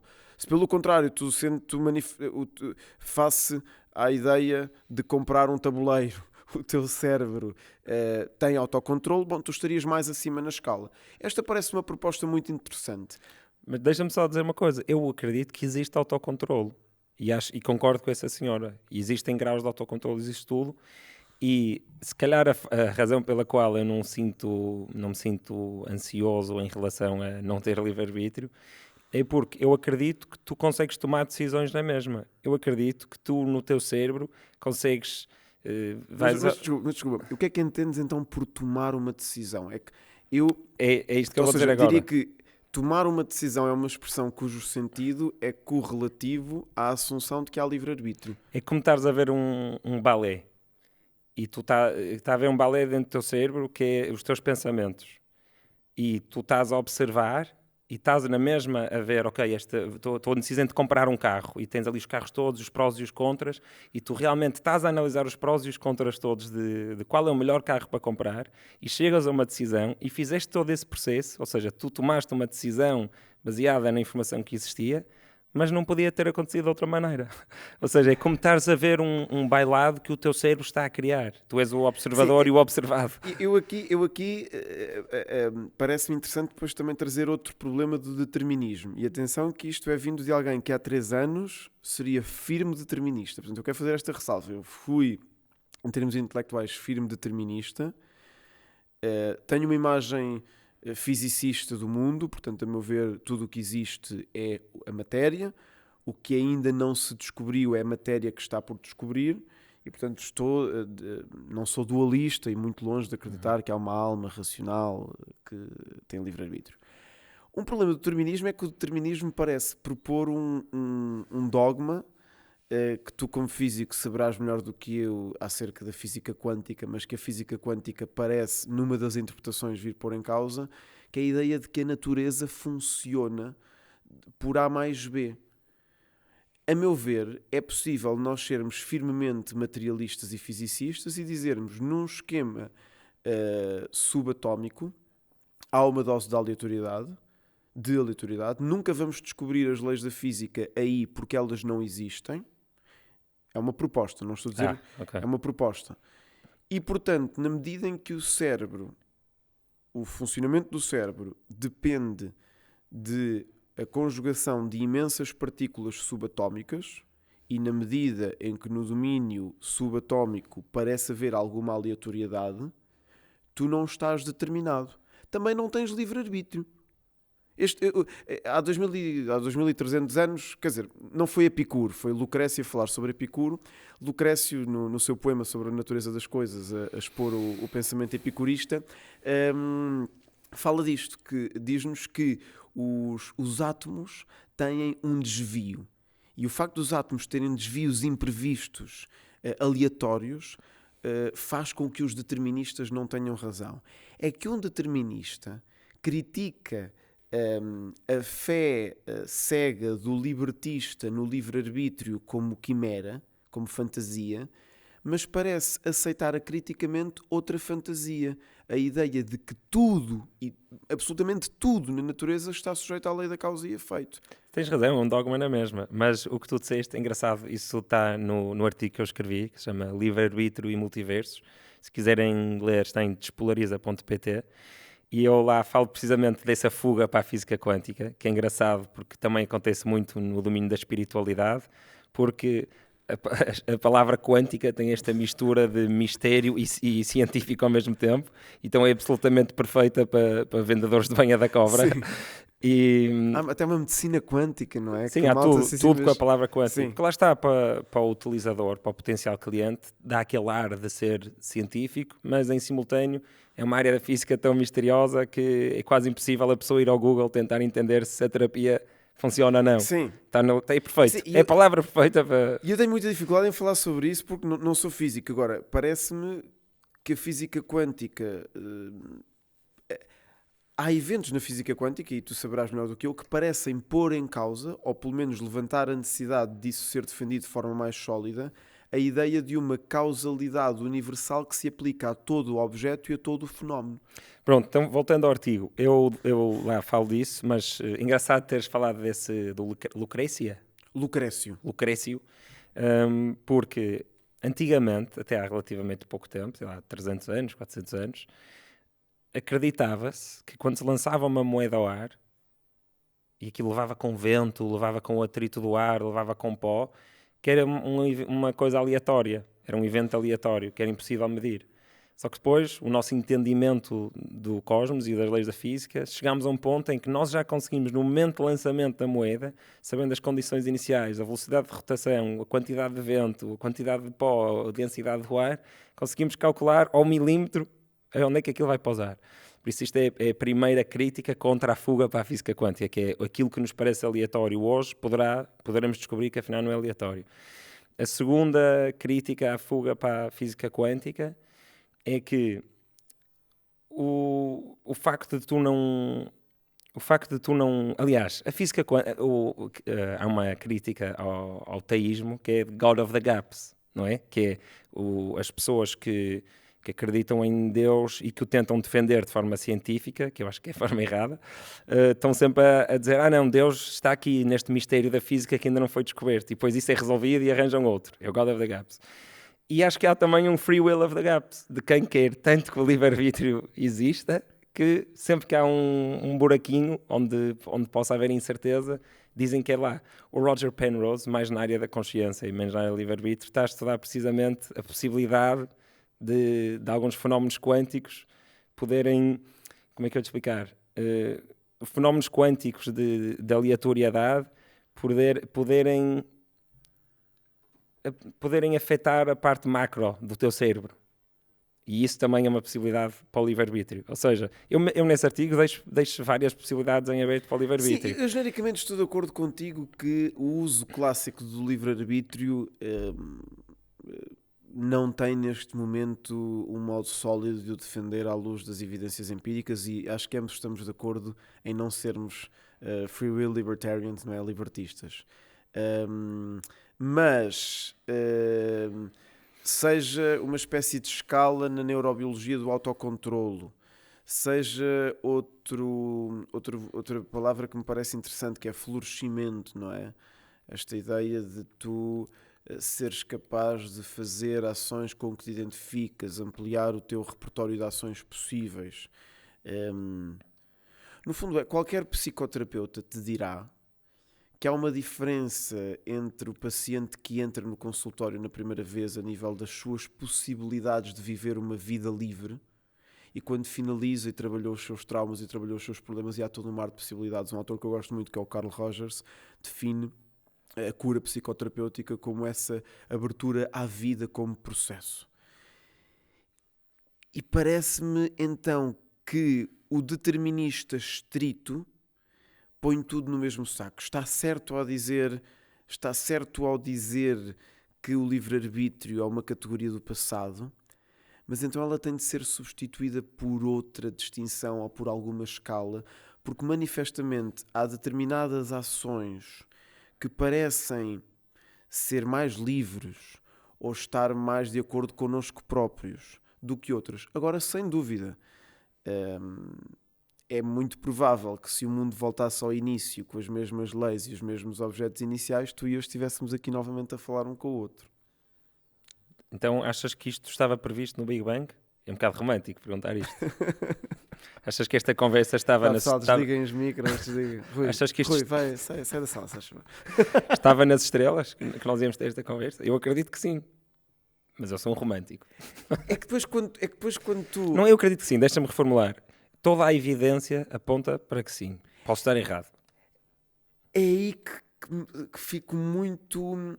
Não tanto para esta conversa, porque esta conversa está a ser maravilhosa, mas para coisas singulares. Não é tanto esta conversa, é eu estar a usar a palavra de neste preciso instante. Estava tudo no Big Bang? Estava tudo no momento inicial? Eu não vejo como não, percebes? Eu percebo a tua confusão, mas eu não encontro uma fuga que me permita... Mas eu adoro a ilusão do livre-arbítrio, e eu vivo como se tivesse livre-arbítrio. É que depois ainda há essa questão, que é a distinção entre a verdade de uma ideia a sua... ou seja, aquilo em que filosofia podemos distinguir entre razões epistémicas e razões prudenciais. Ou seja, pode haver uma ideia que não corresponda à verdade, mas que seja útil para termos uma vida em comunidade digna de ser vivida. Verdade metafórica. É o que uma algumas pessoas chamam uma verdade terapêutica. Mas estou agora a recordar-me, lembrei-me disto subitamente, que este é apenas o primeiro tema das aprendizagens essenciais de filosofia. Já pensei nisso várias vezes, mas não faz mal. Não faz mal. Mas vamos aproveitar então, vamos avançar. Próximo. Se calhar só vamos ter tempo para mais 2, porque depois ainda quero falar de espiritualidade. Ok. Não, ainda quero falar do paradoxo da tolerância e depois da espiritualidade. Ok. E se em vez de falar, eu sei que tu não gostas muito de encaixar, mas tu dissesses em cada uma se há alguma com que te identificas mais ou não, e fazemos uma espécie de vox pop, ou seja, rápido. Está bem, siga. Então, o segundo problema é um problema metaético, é o problema da natureza dos juízos morais. Quando dizemos se algo é bom ou mau, ou quando dizemos deves ou não deves, se isso corresponde a uma realidade moral independente das valorações humanas. E aqui o programa leva-nos para distinguir claramente, de um lado, o objetivismo e depois, distintos no ângulo de análise, mas ambos a recusar o objetivismo, um eixo que é o subjetivismo e o relativismo. Em qual te posicionas? Eu tendo noção que as pessoas associam a expressão relativismo moral a uma coisa má, ou subjetivismo moral. Mas sem essa conotação negativa, que é uma coisa que muitas vezes procuro fazer nas aulas. Eu sou um evolucionista antropocêntrico moral, no sentido em que eu acho que, eu costumo dar este exemplo, quer dizer, costumo dar, mais em conversas privadas, mas imagina que em vez de sermos nós a desenvolver consciência e a inventar a moralidade, não é? Porque foi inventada por nós, a meu ver, teria sido uma mosca de cocó. Eu gosto muito desse Gostas? exemplo. Ouvi o Tomás. Sim, pronto, sim. então, serviam de cocó e seria como de servirem uma pizza. Ou seja, a moralidade vem de nós, como primatas, enquanto estávamos a desenvolver o início da moralidade, perceber, ok, isto é desagradável para mim, por isso muito provavelmente é desagradável para ele, e o passo seguinte, isto é a observação, não é? A empatia ou a compaixão, se quiseres. O passo seguinte é pensar, se calhar seria fixe se nós, como comunidade, evitássemos que os outros se sentissem mal. Eu concordo contigo, e é por isso esta parte das aprendizagens essenciais eu não gosto muito dela, porque nós podemos ser objetivistas e relativistas neste aspecto, que é relativistas no sentido de que a moral é antropocêntrica, depende de nós, mas na medida em que somos uma espécie, há constantes que não variam culturalmente. Por exemplo, roubar propriedade privada. Isso é mau nas sociedades que estabeleceram propriedade privada. Porque não é um facto biológico nós termos propriedade privada. É um facto das sociedades que estabeleceram isso. Pelo contrário, inibir-te de comer quando estás com fome, isso, mesmo sendo relativistas no sentido de uma moral evolucionista antropocêntrica, pode ser considerado objetivo na medida em que, independentemente da cultura, é uma constante biológica, precisamos de comer quando estamos com fome. E eu não gosto muito deste ponto das aprendizagens essenciais, porque ignora que podemos ser antropocêntricos relativistas para uma parte da moralidade, mas considerarmos que os nossos corpos, enquanto espécie, a nossa biologia, têm aspectos em comum e, portanto, uma moralidade antropocêntrica universal. Ok, entendo. Universal. Universal, não no sentido da razão pura kantiana, não no sentido de uma alma. Sim, estás a usar universal no universo do comportamento humano. Sim, é? Nesse universo. Sim. Ok, mas mesmo assim, há coisas fascinantes. Estava a ler ontem num livro que se chama The Power of Myth, de Joseph Campbell, sobre mitologia, que havia tribos na América do Norte, na zona onde agora é o Canadá, se não me engano, que quando apanhavam alguém de outra tribo e iam sacrificar, todas elas, quando apanhavam alguém de outra tribo, faziam assim uma cerimónia e matavam-na, sacrificavam-na. As pessoas que eram caças, sabendo perfeitamente que iam ser torturadas e sacrificadas, participavam no seu próprio sacrifício de uma forma espiritual, de aceitação, que fazia parecer, os padres jesuítas, o Joseph Campbell conta desta maneira, porque os padres jesuítas franceses que estavam lá testemunharam isto e ficaram completamente pasmados, que ele é completamente contra a natura, ele vai ser morto, foi capturado, e está a participar, sabe que aquilo é tão importante, tão mais importante do que a luta entre as duas tribos, aquele sacrifício a Deus, que ele participa quase voluntariamente naquela cerimónia. Por isso, é universal que ninguém quer morrer, mas há cada cultura, não é? Há cada coisa que acontece. Pois é interessante falares desse exemplo, porque quando iniciei esta aventura na filosofia, eu iniciei e estudei aprofundadamente um autor neopragmatista americano, que é o Richard Rorty, que recusa a ideia de progresso moral e a ideia de ligação entre a verdade e a moralidade. E a minha posição evoluiu, porque efetivamente, por exemplo, porque é que essa norma moral de é justo matar outro humano se com isso o Deus X ficar agradado, está errada face à norma que proíbe o sacrifício humano? Bom, porque nós neste momento temos dados científicos que nos permitem concluir que fenómenos como tempestades, bons ou maus anos agrícolas e doenças não dependem de um Deus chamado Ha-Ha-Hu e dependem de outras variáveis, a climatologia, a genética, etc. E, portanto, a meu ver, há sim uma ligação entre a descoberta da verdade, que é sempre circunstancial e provisória, e a evolução moral. Porque é que no tempo dos gregos havia uma norma moral que permitia ter sexo com menores e hoje em dia isso é proibido? Bom, porque nós hoje em dia sabemos que os menores estão em crescimento, que isso afeta profundamente o crescimento psicossexual da criança e do jovem, que deixa um trauma e é errado. Portanto, apesar de eu não ser um puro objetivista, eu vejo com alguma dificuldade esta ideia de que, bom, os gregos faziam isso, nós não fazemos, é tudo uma questão de comunidades, é tudo uma questão de cultura, eles não estavam errados, nós não estamos certos. Não, porque podemos recorrer à ciência para justificar normas morais. Sim, e é interessante essa perspectiva. Tens que me mandar coisas, parece muito interessante a relação entre a verdade e a ética, ou a moral. Eu nunca sei qual destas palavras usar. Hoje em dia há malta que gosta de distinguir ética e moral. Ética vem do ethos, caráter, portanto ética seria uma postura. Estou-me a armar impressor, não estou, desculpa. Não, diz. Não, porque é interessante porque mas rápido, que ainda temos 30 segundos, os manuais escolares há 10 anos insistiam muito nessa diferença e agora já não. Portanto, podem ser usados como sinónimos. Se quisermos distinguir, podemos ir à raiz etimológica. A ética vem de ethos, que vem do grego e é caráter. Portanto, ética seria uma postura prática de reflexão crítica e de cultivo do teu próprio caráter a partir dessa reflexão crítica perante a moral. E moral vem de mores, que é costumes em latim, e é a moral concreta. Portanto, a moral é uma moral concreta. Então, hoje em dia... E a ética seria o posicionamento crítico perante essa moral. Mas muitos autores utilizam-na indiscriminadamente e eu, pessoalmente, não me parece muito interessante fazer essa distinção. Portanto, uso uma e outra. O que eu ia dizer é que parece-me interessante e concordo contigo, à luz de nova evidência ou de um crescimento da nossa acesso à verdade, se quiseres, podemos olhar para o passado e dizer, ei, aquilo estava errado. O que não podemos fazer é julgá-los como se eles soubessem já o que nós sabemos hoje. Esse é que é às vezes o problema. Isso é fundamental. Eu tenho uma experiência mental para isso e eu acho isso muito interessante porque não sei se estamos a falar ou não, a cultura de cancelamento, etc.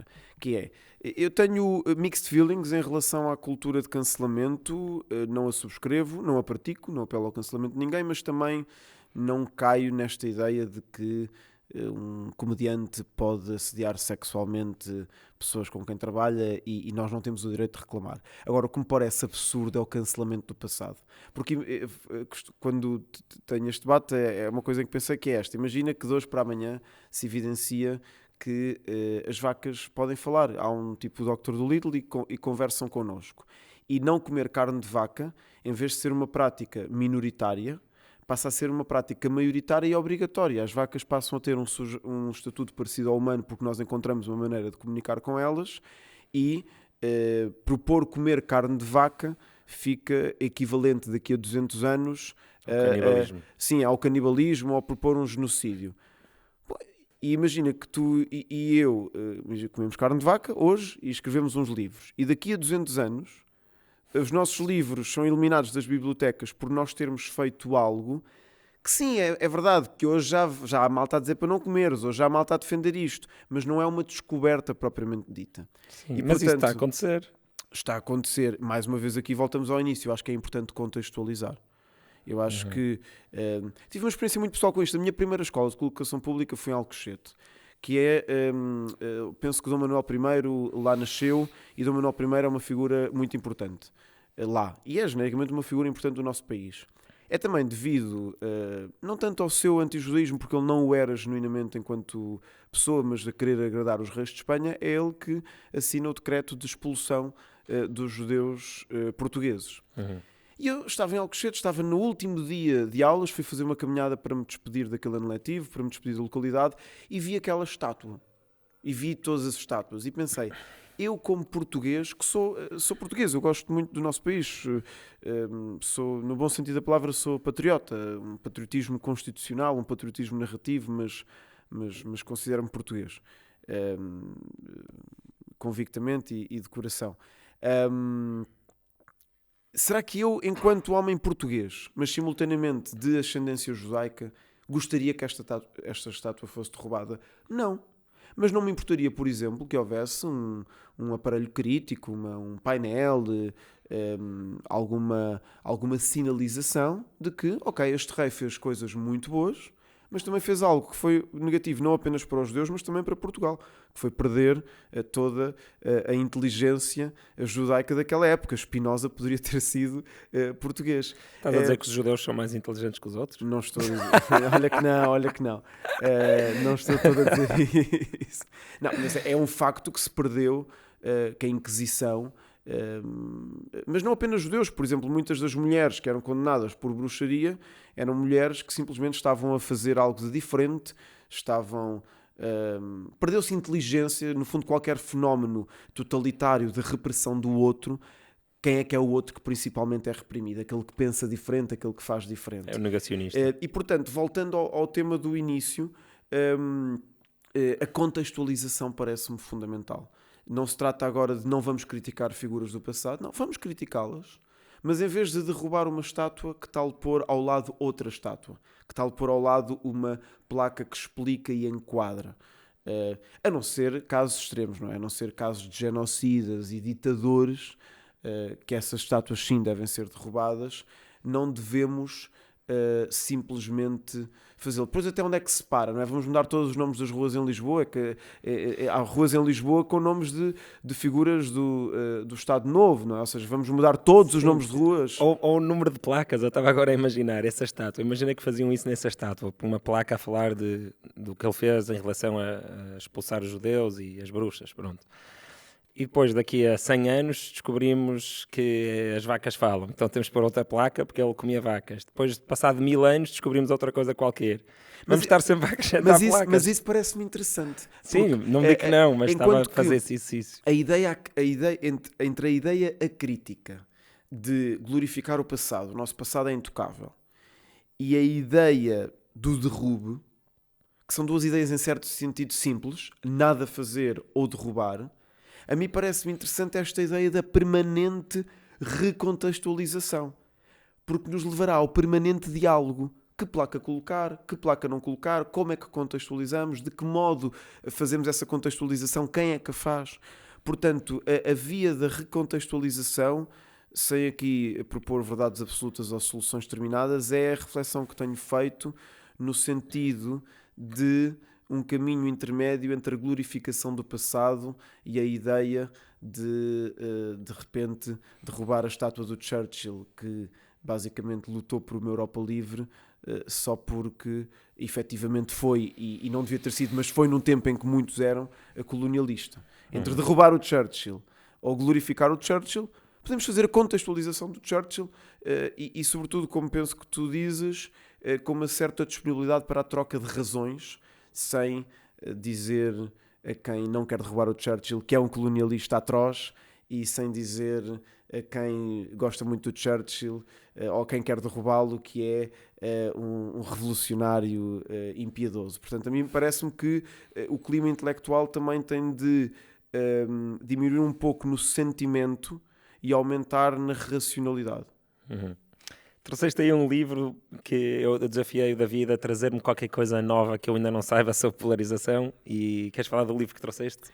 Quero sim. Este é um livro que tem a ver até... Há aqui uma ligação entre episódios, porque é um livro sobre o qual fizemos uma live na Academia do Diálogo, conduzida pelo teu homónimo, Tomás Magalhães Carneiro, e é um livro, eu não sei...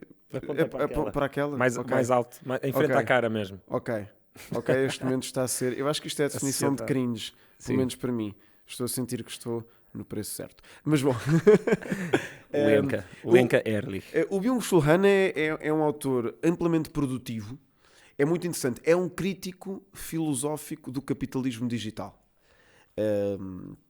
Não se procura nele solução, não há soluções, não há muitas soluções, há até uma certa ideia de radicalidade crítica, mas é muito interessante porque ele está à altura daquilo que escreve. Ele não dá entrevistas, não tem redes sociais, vive de forma muito minimalista. E tem aqui uma frase que me parece interessante e que é esta: a transparência estabiliza e acelera o sistema através da eliminação do outro ou do estranho. E esta ideia da eliminação do outro é uma ideia que me parece muito interessante e que, a meu ver, pode ser mais valorizada enquanto perigo. Um dos perigos que, a meu ver, a sociedade digital apresenta é esta ideia que não tinha outra intenção que não a intenção capitalista no início, portanto não era má intencionada no início, que é esta ideia. Se tu começares no YouTube a procurar muitos vídeos sobre copos, a da altura nas sugestões, no algoritmo, vão dar vídeos sobre copos. Ora, para copos, mesas, cadeiras, desenhos animados, não há problema nenhum e até facilita e é uma win-win situation. O que acontece é que se tu és marxista-leninista e começas a ver muitos vídeos de marxismo-leninismo, aquilo só te começa a sugerir mais vídeos de marxismo-leninismo. Não te põe lá um vídeo liberal pelo meio. E acontece o mesmo de forma diversa, ou de forma oposta. E o Byung-Chul Han insiste bastante nisto, nesta ideia de que aquilo que inicialmente parecia ser uma esfera utópica em que íamos contactar mais com outros, está-se a tornar num constante espelho de devolução do mesmo. Eu, por exemplo, tenho esta ideia, não sei se alguém a pensou ou não, mas eu acho que podia-se legislar na União Europeia para que, no que diz respeito a conteúdos políticos, eles não fazerem parte do algoritmo.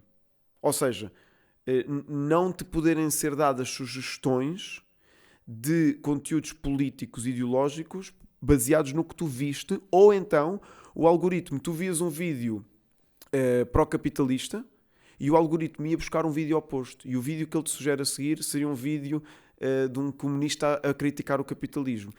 Há investigação a ser feita nesse sentido. Uau, elucida-me. E há um que eu acho muito interessante também, que é a ideia é fugir às bolhas, não é? Como é que podemos fugir às bolhas? E já se sabe que, imagina que tu és uma pessoa que odeia o Trump e pelo menos parte de tu odiares o Trump tem a ver com o teu algoritmo nunca te ter mostrado nenhum discurso em que ele esteve bem ou disse uma coisa com a qual te concordasses. Se o algoritmo de repente te der um vídeo do Trump que é demasiado oposto ao que tu pensas naquele momento, tu não vais clicar. Então está a investigação a ser feita, ainda mais à frente do que estás a dizer, que é, ok, esta pessoa está mais ou menos nesta bolha, como é que nós poderíamos programar, eventualmente legislar, não é? Para ser exposto a outras coisas, para maximizar a probabilidade disto não o polarizar ainda mais. Porque metes há outro estudo sobre isto, pões dois grupos de pessoas numa sala a dialogar e saem com ainda mais convicção. Ou seja, o diálogo sozinho, assim principalmente em grupo, só piora. É muito mais... É tão emocional, lá está, como estás a dizer, é uma coisa tão emocional e é biológica, não é? O tribalismo é um fenómeno que tem vantagens evolutivas, que tu tens que abrir a porta para a dúvida em relação à tua posição de uma maneira muito, muito cuidadosa. E há papers sobre isto, o Why We're Polarized também fala de alguns. E outra coisa, o Elon Musk acho que também está a fazer coisas que podem ajudar, que é deixar de haver bots de uma forma, ou pelo menos tentar que não existam bots nas redes sociais. E isso se calhar vai passar, aliás, eu estou bastante convicto que, não sei se vai ser nos próximos 20 ou nos próximos 1000 anos, um dia vamos entender que, para uma rede social funcionar bem, toda a gente tem que estar identificada, e como se fosse o Revolut, estás a ver? Tipo, tens que mandar o teu BI, tens que dar o teu número de telemóvel. Eu deixei de ter Facebook e há uns tempos ponderei ter Facebook e depois aquilo desisti de ter Facebook. Mas o Facebook pediu-me um cartão de cidadão. Ou seja, que quando fiz Facebook em 2009, 2010 não me pediu, e agora pediu muitos mais dados do que antes. Sinceramente, que é assustador. Atenção, eu acho que não daria tantos dados a nenhuma rede social, mas ao mesmo tempo, se calhar isso é um erro meu. Eu tendo a concordar com o que disseste de que nós temos de fazer o espaço livre da democracia, o espaço público livre da democracia não digital é um espaço livre, mas é um espaço de responsabilidade. Tu não podes ir para a tua rua gritar: discordo completamente deste partido, este partido é o pior, sem que as pessoas saibam quem és. A tua voz identifica-se, veio daquela janela. Isso. O que nós vivemos hoje em dia online termos a liberdade online completa, mas como se pudéssemos gritar na nossa rua sem ninguém saber quem somos. E eu tendo a concordar contigo, sempre aqui sem soluções fechadas, não, com alguma suspensão do juízo, mas a ideia de que o anonimato completo online, em democracias, é mais amigo da polarização, do radicalismo, do cyberbullying e de outros fenómenos do que da responsabilidade. Relativamente ao algoritmo, parece-me que seria simples vídeos que são de política não estarem rastreados pelo algoritmo. Mas aí tens o problema dos limites da política, que é muito complicado hoje em dia. O ambiente é político, a comida é política, a roupa é política, tudo é político. Se tu pusesse um vídeo no YouTube a fazer um cover de reggae, isso para alguém é política, apropriação cultural. Percebes? É muito difícil fazeres isso. E depois também é outro debate, é até que ponto o Estado tem ou não tem de regular o modo como as redes sociais funcionam. Não é? Eu aí, voltando ao exercício do secundário, eu sou bastante liberal, mas lá está, por isso é que gosto desta ideia de estarmos identificados, porque não estamos a censurar ninguém, não estamos a ir por esse caminho de censura, ou de haver um pequeno grupo de pessoas que decide o que é verdade, o que não é, mas pelo menos somos todos pessoas reais, como se estivéssemos na rua a debater, que é aquilo que estavas a dizer, o espaço público, acho que se calhar exige esse tipo de identificação e responsabilidade pelas palavras. Mas explica-me só, eu não percebi muito bem a utilização. Ele está a falar da transparência como uma coisa boa nessa frase? Não, ele usa o termo transparência como uma crítica. Aliás, este livro chama-se Sociedade da Transparência, e esta ideia de que neste contemporâneo digital diminuiu-se a negatividade, essa boa negatividade, o mistério, a narrativa, a lentidão do ritual, uma série de aspectos que fazem com que hoje em dia vivamos numa transparência sem conteúdo. Então é uma coisa, ele está a usar a transparência como uma coisa má. Está a usar, okay. É interessante porque na live que fizemos falámos sobre isso e insistiu-se nesse ponto. É a transparência como algo que mais do que reduzir a distância, aniquila esta distância. E é interessante porque no outro dia vi um stand-up comedian a dizer, imagina que antes dos smartphones tu ias a casa, uma mulher, seja o que for, mulher, homem, etc., num date romântico, e ela dizia: aqui está uma foto minha, esta é outra foto minha, esta é outra foto minha, aqui está outra foto minha, olha aqui outra foto minha. Isso seria psicopatológico e tu ficarias muito preocupado e ir-te-ias embora o antes possível. Mas é isso que hoje em dia fazemos com a maioria das nossas redes sociais pessoais, esta constante ideia da narcisização do eu. E também aqui ele fala dessa transparência, esse filtro que nos coloca perfeitos, essa ausência de distância, ausência de granulado, ausência de... Depois também, o interessante neste autor... Mas é estranho usar essa palavra. Ele tem um problema para quem gosta mais de filosofia analítica e mais filosofia puramente argumentativa, é que ele é um ensaísta. E, portanto, ele não vai dar uma definição de palavras no início da obra, e tem um livro chamado Sociedade da Transparência, em que não define transparência por uma única vez. Agora, há aqui insights muito interessantes, não é? E, sobretudo, ele move-se entre várias áreas. Tem um capítulo sobre fotografia. E esta ideia da fotografia de outrora remetia por uma certa nostalgia, por uma certa tristeza, e era guardada com um certo cuidado. Eu às vezes pergunto, para onde vão todas as fotografias que tiramos hoje em dia? Quem é que as vai ver? São tantas. Há uma hiperinformação. Eu imagino sempre que as pessoas que tiveram uma cloud para pôr as fotografias a vida quase toda, que vai ser o nosso caso, não sei se tu usas, eu uso o Google Photos, e agora os hackers vão tentar, já sabem, fogo, vão apanhar as minhas nudes.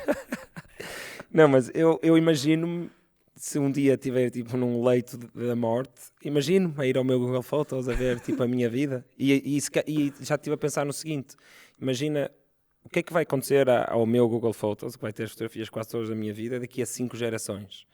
Ou seja, imagina que tu agora tinhas o Google Photos dos teus 32 descendentes, há 3 ou 4 gerações atrás, e tudo até agora. Eu acho que ia gostar de ver. Eu acho que um dia nós vamos pegar no Google Photos ou no equivalente e dizer, olha, que vida é que eu quero ver hoje? Vou ver a vida do trisavô David. E vais ver a vida dele. É interessante. O Byung-Chul Han aponta para a ideia de que o contemporâneo vive de uma hiperabundância de informação que prejudica a narratividade. E, portanto, enquanto que o álbum de família está construído com uma certa narrativa, o scroll das fotos perde essa narrativa. E o Byung-Chul Han sublinha bastante isso. A hiperinformação enquanto adversária, por um lado, do ritual, da componente ritual da vida, e esse ritual que nos dá espaço, que nos enraiza, que nos atribui o lugar, e esta ideia da hiperinformação como adversária do ritual e da narrativa. Lindo, adoro essa ideia. E do que dá sentido à vida. Portanto, é um autor bastante pessimista, que não aponta soluções, escreve maravilhosamente bem e tem uma cultura fascinante. E permite, mesmo não subscrevendo tudo o que ele afirma, porque vamos lá ver, eu tenho uma conta de Instagram, da qual de bocadinho já sei que me vais perguntar para eu poder divulgar às pessoas, mas é um bom alerta. É um bom alerta para de vez em quando podermos não olhar para o telemóvel, de vez em quando prestarmos aos pequenos atenção aos rituais em casa, de vez em quando estarmos num sítio sem tirar uma fotografia, vivendo apenas esse sítio. Portanto, ler Byung-Chul Han para mim é quase terapêutico, porque permite-me pensar, ok, eu vou estar na bolha digital, mas com cuidado, com precaução. Uhum. Fez-me também lembrar o Joseph Campbell, no sentido em que essas narrativas e esses hábitos, talvez, e esses rituais que se calhar estamos a perder por todos os momentos da nossa vida estarem com informação, eu acho que pode contribuir, e o Joseph Campbell fala um bocadinho nisto, para lá está, o vício do Netflix. Porquê? As pessoas sempre gostaram de ouvir histórias, mas tinham na mesma a sua noção mitológica do seu lugar. O seu lugar tinha uma narrativa, muitas vezes tinha uma cosmogonia, muitas vezes tinha um apocalipse que aí vinha, e tinha uma fase em que estavam agora, ou seja, tu estavas inserido numa parte do mito do teu lugar. E que, por muitas razões, incluindo o iluminismo, mas também incluindo a tecnologia, até a solidão, sei lá, muitas razões, estamos a desligar disso, mas continuamos com uma sede biológica, se for preciso, por histórias e por narrativas. E ele não fala disto na Netflix, isto foi uma leitura que eu fiz, mas li essa parte e pensei, pois, realmente nós ficamos com mais necessidade de viver histórias e mitologias dos outros, porque se calhar perdemos essa profundidade na nossa vida, estás a ver? Mesmo nos casamentos, eu vejo o casamento como uma coisa... Imagina, eu e a Catarina casámos-nos pela igreja, nenhum de nós vai à missa, sei lá, vamos muito de vez em quando, mas ambos acho que partilhamos isto, achamos importante o suficiente para ter escolhido fazer pela igreja, que exista nesse momento de compromisso, algum tipo de ritual público que nos ajuda a comprometer um ao outro, ou seja, uma função sociológica e também uma função espiritual essa que, tanto por mim como pela Catarina, podia ter sido um imã, podia ter sido um líder espiritual de qualquer religião, e o batizado e os rituais de passagem. Acabei de lembrar de uma coisa muito interessante, não tinha pensado nisto. O Byung-Chul Han é agnóstico, ateu, parece-me, mas tem um livro muito interessante chamado A Filosofia do Budismo Zen, em que há nitidamente um elogio à comparação da tradição filosófica ocidental com alguns princípios filosóficos do budismo Zen. E nota-se perfeitamente que ele tem um grande amor pelo budismo Zen. Ao mesmo tempo, ele em entrevista, numa das raras entrevistas que deu, contou que vai frequentemente à igreja católica, parece-me, se não católica, outro cristianismo, mas penso católica, pelo ritual. E aí é interessante porque também fiz o meu TPC e li a tua biografia no programa A Minha Geração, da Diana, que está lá a tua pertença identitária, civilizacional, cultural, influência, o que preferires, do cristianismo e do budismo. Sim. E é interessante que o Byung-Chul Han parece-me que está em ambas, e portanto o interessante desta autor é que alguns livros dele parece nitidamente um revolucionário anticapitalista pós-marxista, mas outros livros dele parece mais um comunitário conservador que tem saudades dos rituais, do estar em família. Ele tem um livro que é o Não Coisas, onde parece demonstrar até alguma saudade de quando as coisas eram apenas coisas. Era um frigorífico, era aquele frigorífico, e não tinha digitalização, não tinha informação, não era um ecrã para outra coisa. É um autor muito interessante. São livros curtinhos. A malta deve achar que eu tenho uma comissão pelos livros do Byung-Chul Han. Não, mas para a questão da polaridade pareceu-me interessante trazê-lo. Sim, principalmente dessa ótica das redes sociais, não é? Que é um bocado disso que ele está aí a falar. Temos que acabar. Vamos só falar um bocado de espiritualidade. Já estávamos lá perto. Como é que tu te relacionas com a espiritualidade? És um ateu hardcore, ou és um agnóstico, ou não pensas muito nisso? Em termos puramente filosóficos, já estive no agnosticismo, estou no ateísmo. Mas faço sempre esta reserva, porque o ateísmo, quando vamos para a vertente política, é muitas vezes o anticlericalismo. E, a meu ver, essa não é uma das minhas prioridades. Portanto, desde que haja um respeito, não me incomoda minimamente que haja 1 ou 2 feriados religiosos, ou até mais. Ou seja, podiam não existir, e se não existissem, se em vez de haver feriados religiosos cada um tivesse direito a X feriados por ano e gozava-os quando quisesse, eu votaria a favor nesse referendo. Mas não parece prioritário. Portanto, não sou um ateu militante no sentido do anticlericalismo próprio da Primeira República. Mas o que é que te fez passar do agnosticismo para o ateísmo? Vejo... houve uma altura de contacto com a minha herança judaica, de leitura da Torá, o Antigo Testamento, ao Pentateuco, ou seja, a Torá corresponde ao Pentateuco e o Tanakh corresponde ao Antigo Testamento. Pronto, chamemos-lhe Antigo Testamento. Houve uma altura em que este meu contacto cultural com a minha herança judaica quase que me despertou uma microfé. Mas depois, estudando os argumentos e os contra-argumentos, parece-me evidente que o máximo... Por isso é que também não sou um ateu puro e duro.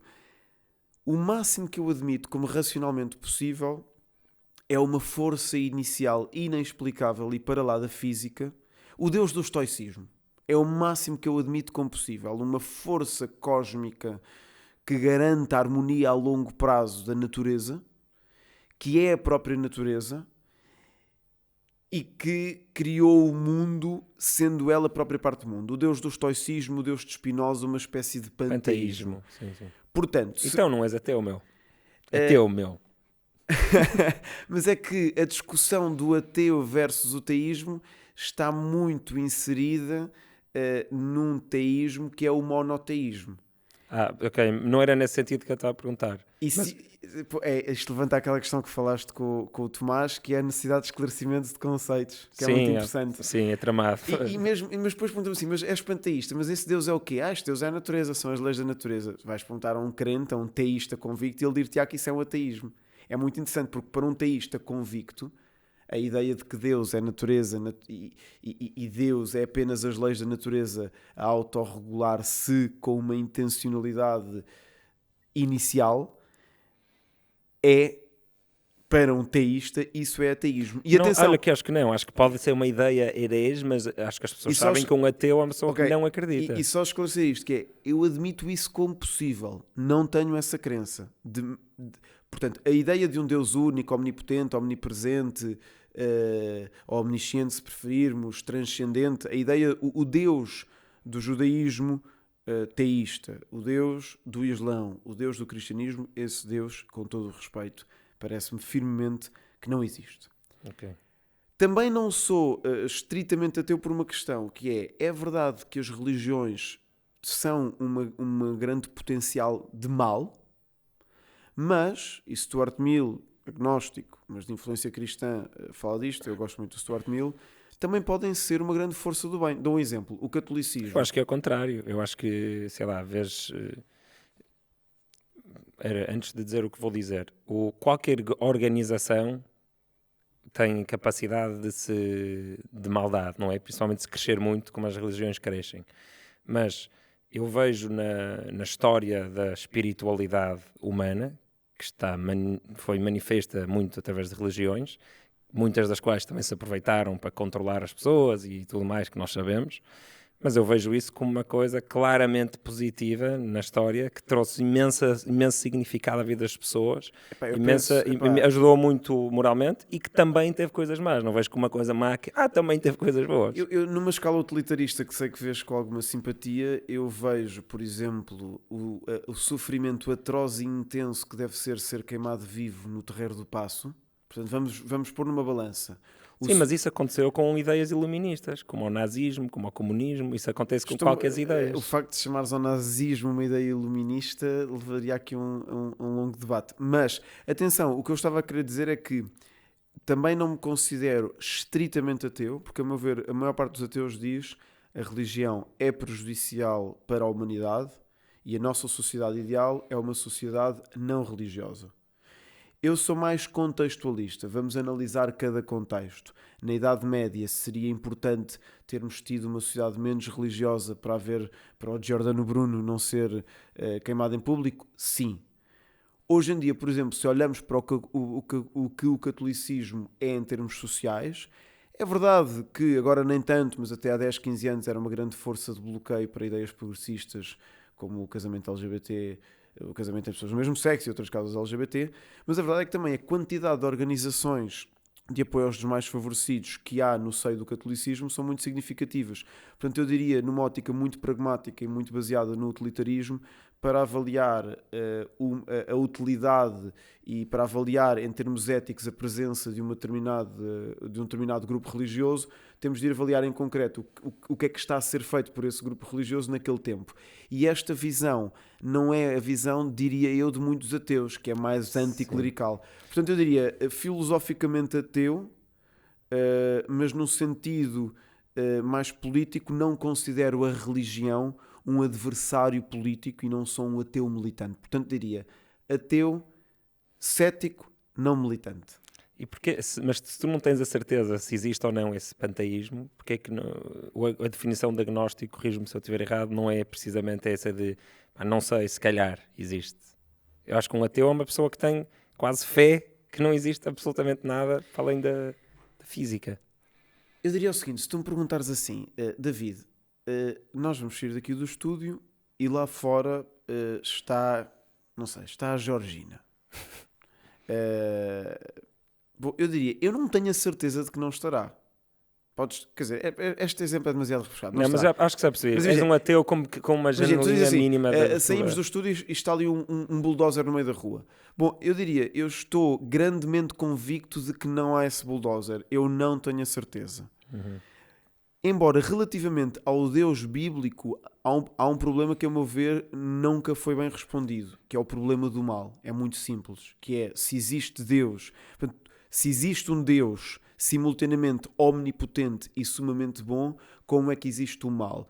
E normalmente a malta vem com uma conversa sobre o livre-arbítrio, mas eu devolvo, então, mas espera aí, se Deus criou um ser com livre-arbítrio para escolher o mal, isso não diz algo acerca da não omnipotência de Deus? Não podia haver um livre-arbítrio em que, em vez de escolher matar ou não matar, podia-se escolher entre dar um abraço, dar um beijinho ou dar um passo ao bem? É que pode haver um livre-arbítrio sem mal. E, portanto, o Deus monoteísta, a meu ver, é um Deus contraditório conceptualmente. Estou aberto à possibilidade de um Deus natureza, mas sempre com um certo ceticismo e sem militância radical contra quem, em paz, faz da sua religião um instrumento para o bem. Boa, ótima maneira de acabar. David, obrigado. Como é que as pessoas te podem seguir, se quiserem? As pessoas podem seguir-me caminhando 5 metros atrás de mim lentamente. Não, isso seria estranho. Podem seguir-me no canal de YouTube. É para ali, não é? É. Podem seguir-me no canal de YouTube A Tua Filosofia. É um canal de YouTube sobre filosofia no ensino secundário, didático, mas também com curiosidades, por exemplo, curiosidades da vida sobre Aristóteles, e ainda a página de Instagram A Tua Filosofia.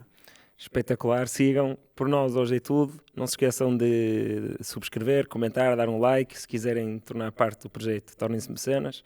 Por hoje é tudo. Até à próxima. Obrigado, David. Obrigado eu. Café filosófico. Vamos, café filosófico.